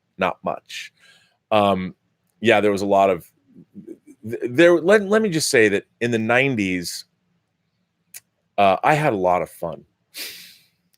LA was a great, big, fun place to be. And if I were to sit down and write my memoirs of stuff that happened just outside of the entertainment business, just on Friday and Saturday nights in Los Angeles during the 90s, the stories that I could tell, the things that I got up to, the shenanigans, the girls, I mean, it would just be this weird self-serving thing that nobody would believe. But Free Enterprise has a little bit of it. And because it was funny, I mean, there's a lot more, but I'm glad you liked it. And a lot of it was real and based on real events, because the real events were funny. I mean, there was so much more. The original draft of Free Enterprise was like 250 pages. We just stuck all of this stuff in there, and it was like, how do you make that into a story? Some people would say we still didn't make it into a story. Audie England married, this is the best. So Audie England, the beautiful Audie England, delightful Audie England. I loved Audie England. I still love Audie England. We ran into her at Comic-Con last year. She was there with her kids. Audie England married Peter Lenkoff. Who is Peter Lenkoff, you might ask? Check it out. She married the guy who wrote Demolition Man. And Peter Lenkoff is a TV producer. He produced Hawaii Five-0, very successful TV producer. But Audie England married well. And I would say Peter Lenkoff married extremely well, because Audie England's one of the most beautiful women I've ever met in my life. And she was so nice. So, yeah, she was terrific. Chef DeMac says, I know it's a little off subject, but are you familiar with Stephen Romano's Shock Festival? You mentioning Full Moon sent me down a rabbit hole, and I found Shock Festival. Dude, you know what? I got to say, first of all, before I answer this question, Chef, I did not ask Chef to send this to me. And by the way, this is a very generous super chat, so thank you. I did not ask him to do this. I don't know Chef, and I don't know why he sent this super chat that was very generous and asked me this question, asking if it's first of all, it's not off subject. And I'm going to tell you a story about Stephen Romano. So Stephen Romano is an artist. First of all, I'm going to say two things about Stephen Romano. Stephen Romano is a bigger Star Crash fan than me. Stephen Romano wrote a book about Star Crash. I think it's an unpublished book, but he wrote a book about Star Crash. Stephen Romano produced the special features on the Shout Factory Star Crash Blu-ray. So Stephen Romano is near and dear to my heart. But that's not how I know Stephen Romano. Actually, I don't know him because I've never physically met him. So Stephen Romano is an incredible artist, and his book, Shock Festival, are movie posters that he created for movies that don't exist. He made them up. They look like they did, they're very similar to 70s exploitation film posters. They're awesome. It's like an art book of movies that don't exist. So, Chef, as you might know, I produced a horror film through my company, Ludovico Technique. I was the lead producer. I developed the project along with director Dave Parker. I produced a movie called The Hills Run Red that we were going to make for a $350,000 as an independent movie that I was going to be in total control over, and I was going to do it through my company, Ludovico Technique, with a company called Fever Dreams. And Fever Dreams is the company that brought me The Hills Run Red. So I was brought this project. They told me I had carte blanche to do whatever I wanted to do with this project. So I brought in Dave Scow, the horror novelist and writer I met on Texas Chainsaw Massacre 3. He wrote Leatherface. He contributed to some of the Nightmare on Elm Street movies. He wrote some Freddy's Nightmares episodes. He worked on Frank Darabont's last TV series. And so Dave Scow rewrote the script, and Dave Parker made a trailer to sell our concept that I produced. And we took The Hills Run Red. We were going to make it for $350,000. And because of Brian Singer making a phone call for me, he got me a meeting with Diane Nelson, who's now she's head of content creation at Quibi, which is Jeff Katzenberg's new thing, where they're making short form videos to be watched, A-list people doing short form videos to be watched on mobile devices. So we have the script called The Hills Run Red. And in the movie, in the script, the characters are big horror fans. So they're always talking about horror movies. But what we changed was that we didn't want these fans, unlike Free Enterprise, to talk about things that are real. Like, once you start talking about horror movies that are probably going to be better than your movie, if these characters are talking about Nightmare on Elm Street or American Werewolf or Texas Chainsaw, they're talking about all the classics, then it gets a little weird that everybody will be comparing the very movies that these characters were fans of to our movie that they're watching. So it was Dave's idea, director Dave Parker, because he knew Stephen Romano, to contact Stephen Romano and use the posters for the fake movie posters he had created for his book Shock Festival. And we included those posters in the movie The Hills Run Red. So in the beginning of the film, before they go off on their journey, when you see them at their apartment, there are Stephen Romano's posters from Shock Festival.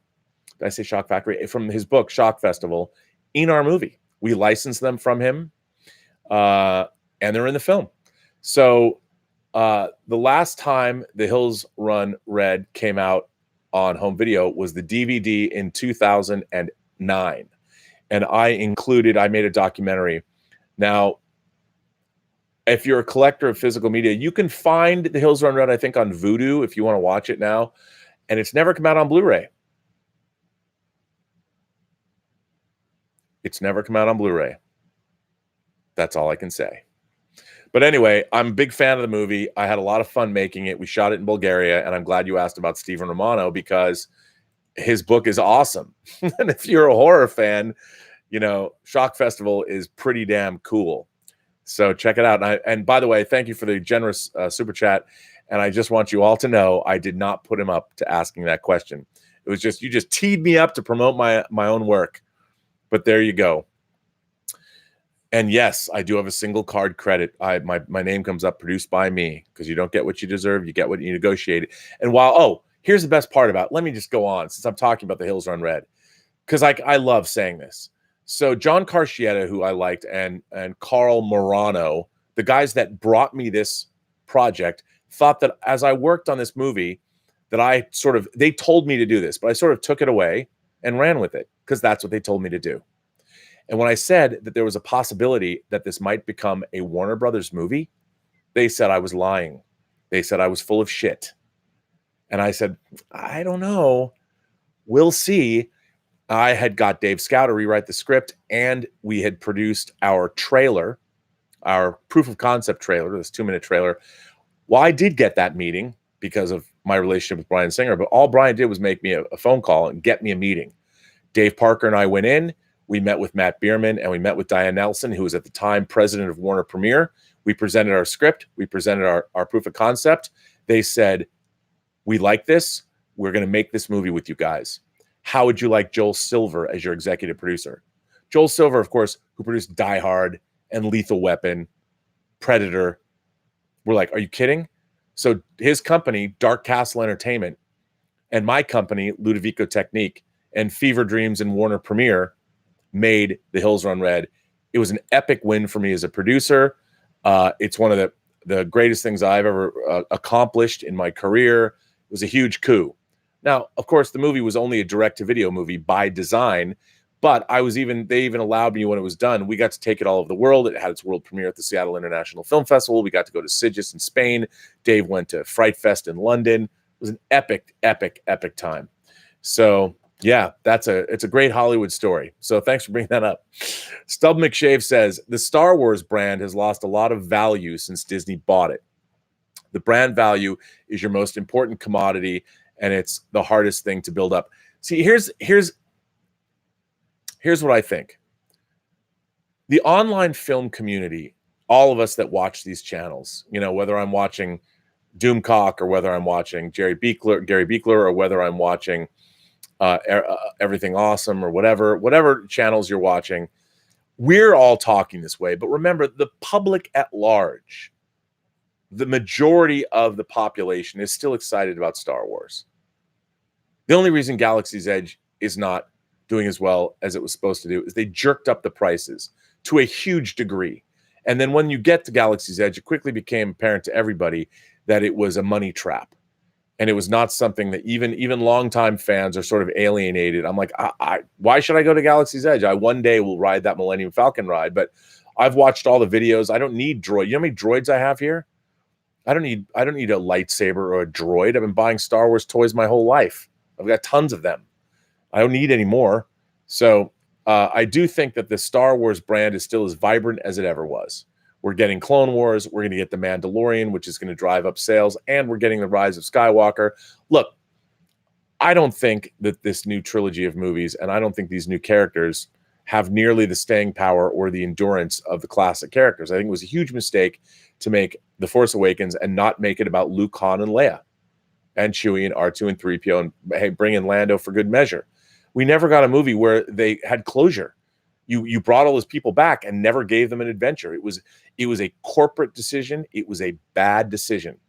I'm sure from a spreadsheet standpoint, they're like, we have to create new characters. Well, that's not what Star Wars is. Got to earn those new characters. They didn't earn them. None of those characters are particularly interesting. I don't dislike them because Rey is a Mary Sue or whatever. I actually think Daisy Ridley is quite a good actress. She was given nothing to play. She has no story arc. Nobody cares. And they were not good stories. You should have told a story that closed off the classic characters, and then through that, whatever that story is, you introduce these new characters and give them, then they can continue on. If we had more Luke and Kylo Ren and Han and Kylo Ren and Leia and Kylo Ren, and we saw Luke make a mistake, we actually saw that incorporated into the first movie. And Kylo Ren, if Luke had pushed Kylo Ren to the dark side, then you could have had a story with recriminations between Leia and Luke and Han and Luke. You could have made an epic freaking movie. But we didn't get it. That was their big mistake, because they thought, oh, we bought a new franchise. We have to make everything new. We have to own it. We have to make it ours. I don't know if what people have been reporting, what Gary Beekler has reported and Doomcock has reported lately, that Lucas retained a certain license to Han, Luke, and Leia and the original trilogy characters, that they would, if they're going to be used, they would have to pay a licensing fee. I don't think I believe that. I think that Disney, because of what Disney is, it'd be pretty draconian. They're not going to buy something like, why would you only have to pay a license on Luke, Han, and Leia and the original trilogy characters? I think they bought Star Wars out lock, stock, and barrel. I do, but I think that the reason they wanted to get rid of the original trilogy characters is because those characters, they're old. Carrie Fisher died. You can't spend $4 billion and then base your new investment on a bunch of characters that are 40 plus years old. That's not a good investment. You had to create new worlds. So I don't think necessarily the Star Wars brand, Force Awakens made $2 billion. Rogue One made $1 billion. We've had two movies, Last Jedi, that people don't like, and Star Wars, the Solo, a Star Wars story that people thought we didn't need. But I don't think the Star Wars brand has gone anywhere. I think outside of the movie pundit world, the people that care about these things online, I think Star Wars is healthy. I know people are going to throw back, well, what about the toys? Yeah, well, where's Toys R Us? The whole world has changed. We're in an evolutionary period of time. The way Star Wars toys sold in the 80s is not the way Star Wars toys are going to sell now. Kids today, you ask, do kids care about Star Wars today as much as they did? No. Why would they? They got a million new things. They got things that are part of their generation. Star Wars is old. Star Wars has been around for almost half a century. You can't expect Star Wars to be the same franchise that it was 10 years ago or 20 years ago or 30 or 40 years ago. So I think what they're going to have to do is, and with The Mandalorian is really the first Star Wars, the first new Star Wars of our new generation. People are going to get the Disney streaming service, and The Mandalorian is going to be some of the first Star Wars that young people are going to see. It'll be their gateway drug, and we'll see. I think Star Wars is certainly not dying on the vine. Hopefully, Last Skywalker will be great. My interest in it is very small. I want it to be good. I don't care about the story. I don't care about the characters. I mean, whatever they're going to do, they're going to throw the Emperor. Oh, here's Palpatine. Get excited about that. Oh, here's Lando. Okay. But you haven't told the story that so far has warranted the return of the Emperor, or why did you not have Lando and Han meet? I mean, all the things they could have done, they didn't do. So anyway, I think, I don't know, Stubble, if it's lost value because it's making money. The only thing that didn't make money was Solo. And I thought that was a mistake. They should have made an Obi-Wan Kenobi movie, but they're making decisions based on corporate interests and not thinking about what's really supposedly going on or what should be going on. And I understand they're playing it safe, but we'll see. Wade O'Neill says, this Disney talk is making me want to travel. Any U.S. recommendations that are not so typical? Thinking Santa Fe right now, maybe the Deep South. Well, Wade, I've been to South Carolina. I spent a summer in both Greenville and Myrtle Beach a long time ago, but they were great. I love New Orleans. Everyone goes to New Orleans, I guess, but New Orleans is amazing. Go for Jazz Fest if you're going to go. I've been to Santa Fe.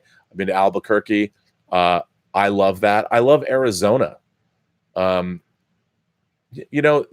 places around the United States that are just great, and we have a great country. I would suggest going anywhere. See what you want to see. You know where I want to go? I want to go to South Dakota. I want to see the Badlands. I've never seen the Badlands. I've never been to the Dakotas. I've also never been. I want to drive up in New England. Never been to New England. I think that'd be cool. But yeah, lots of good places. Do some research. Take those travels. I really wish that I had some way to buy Free Enterprise. I'd redo it in 4K, and I would. I'd do it. Take it on a road show. Robservations Nation. Robservation Nation. I would just go out and show it. Charge money for tickets, show the movie, talk about making the movie, and just meeting all of you, just like Kevin Smith did. CJ Dunn says, friendly reminder, waiting on that surprise. Favorite monster, the Creeper from Jeepers Creepers. CJ Dunn, didn't you say that at the top of this hour? I think you did, sir. Pindrop is here. Pindrop says, they made the Solo movie to be synergy with the ride. That could be true. I mean, I don't know if that's actually true or not, but I think I don't necessarily think you needed the Solo movie to be synergistic with the ride. Smuggler's Run, but maybe. I mean, I could see that. I could understand. But I think any Millennium Falcon ride would always be called Smuggler's Run, especially when you're dealing with an outpost like Batu. But, I don't necessarily think that you're wrong about that. I think there was talk of that synergy. That's what Disney is best at. So you're probably right. I mean, again, I liked Solo. I think it's a very respectable, very well-made movie. And I the story about a man who just wants to be with a girl and the girl screws her over. It's like a Western story. I enjoy it. I think it's really good. I like Solo a lot. I don't think we needed it. I would much rather have seen a Ewan McGregor Obi-Wan Kenobi trilogy. I really would have. I would have thoroughly enjoyed that. And we didn't get it. Of course, we still can get it. But we shall see. Chef DeMax says, Stephen Romano, first of all, thanks again for supporting the channel, man. Stephen Romano also put out a DVD companion to the Shock Festival book that he had people make trailers for the movie posters. I did not know that. Oh, man, I would love to have done that. I would love to have done one of those. I can't believe I wasn't at. Damn it. Got to keep up in better touch with these people. I didn't know that. That's amazing. I would love to get that. Can you buy that? I guess you can. You can buy that. I think it'd be awesome. I'd love to get that. Stephen Romano is a very talented guy. But I talked about Star Crash yesterday. Stephen Romano did a lot of good stuff on that Star Crash Blu-ray. I can't recommend it highly enough. Listen, everybody, I'm going to bring this chat to an end. Therein lies the end of chat number 195 for Robservations, a show about something. I want to thank everybody for being here. I want to thank you all for supporting the channel. I want to remind everybody that getluckytiger.com, if you go to their website, for those men who want to look good and feel great, their products are great. You can get 20% off your order if you punch in PGS, Post-Geek Singularity. But remember, Lucky Tiger has started a new promotion that's going to happen through Labor Day. Labor Day? Yes, through Labor Day, where it's going to be Lucky Tiger's tailgating giveaway. And they're giving away $750, including a grill, of everything you need to tailgate. If you're going to a high school football game, heck, a middle school football game, high school football game, college football game, or if you're going in Seattle and you're going to go see the Jedi Knights of the Pacific Northwest, my beloved Seattle Seahawks, go to clubluckytiger.com and getluckytiger.com and sign up for the sweepstakes. And while you're there, buy some products, support my sponsors because they're doing a good job. But I'm going to tell you, I'm going to enter their sweepstakes because I want $750 worth of tailgating goodness. Who doesn't? So I think that's going to be cool. I really enjoy that. And that should be online. It should be posted this afternoon. I don't know if it already is, but it should be posted sometime this afternoon. So join up. You've got until Labor Day, people. CJ Dunn says, I did, but I'm a busy guy. Can't catch live auction. Just want to hear you say it. Love you, Rob. CJ Dunn getting one right under the gun there. Well, thank you, CJ, and thanks again to everybody who wrote in letters. And it's great, you guys. You make these chats what they are. I want to especially thank Willow Yang for once again not only writing a great letter, but pouring her heart out. And bless her little heart. I only wish I grew up with her because I would have made her. We would have been friends and we would have done lots of fun things. And well, one day I hope to meet you too, Willow. One day, maybe you'll come in a live. If we do a live chat, will you speak? We don't have to look at you if you don't want us to look at you, but I would like to look at you because I bet you're pretty damn cute. I'm willing to bet. How much you guys want to bet? And girls, Willow Yang is actually pretty cute. I bet she is. But anyway, I'm thinking about the 200th show. It's Saturday. Some people have inquired as to whether or not I'm going to do a live stream with people that they can call in. I think that would be a good thing to do. I think probably I will do that. Some people have said they want to be involved, and that's good.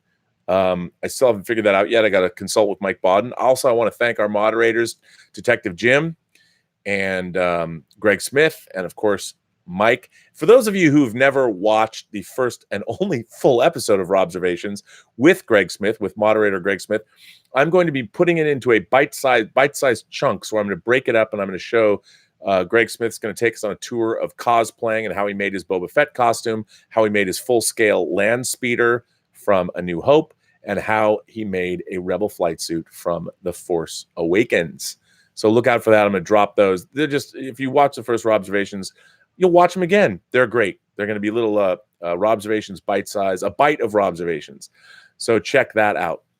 Well, this chat comes to an end. I will not be on the John Campea show tomorrow. I thought I was. John's not going to be back from Canada yet, but I will be back here at 1 o'clock with more letters. And boy, we're getting deluged with letters, which I think is fantastic. And remember, if you like any of the letters that I read on the show today, they're all available on the website at theburnettwork.net. You can support the channel at theburnettwork.net, even for $1 a year. I mean, become an Imagination Connoisseur, not that you already are. So for $1 a year, you can support the channel or support us more. We appreciate that. And the website is constantly expanding. So that's what we need to do. And hopefully Cousin Neil will be finished with the Space Rob video game soon. And anybody who's supporting the channel, whether it's via Patreon, although I'm trying to migrate everybody off Patreon and bring them over to the website, will get first crack at the Space Rob video game. You will get to play test it and tell me what you think as we evolve it. But remember, every person you meet has a story to tell you have yet to hear. All you need to do is listen. And with that, I will say goodbye. Hello again tomorrow, maybe. I don't even know what I'm saying. I'm losing the plot here. I just want to say thank you and have a better day.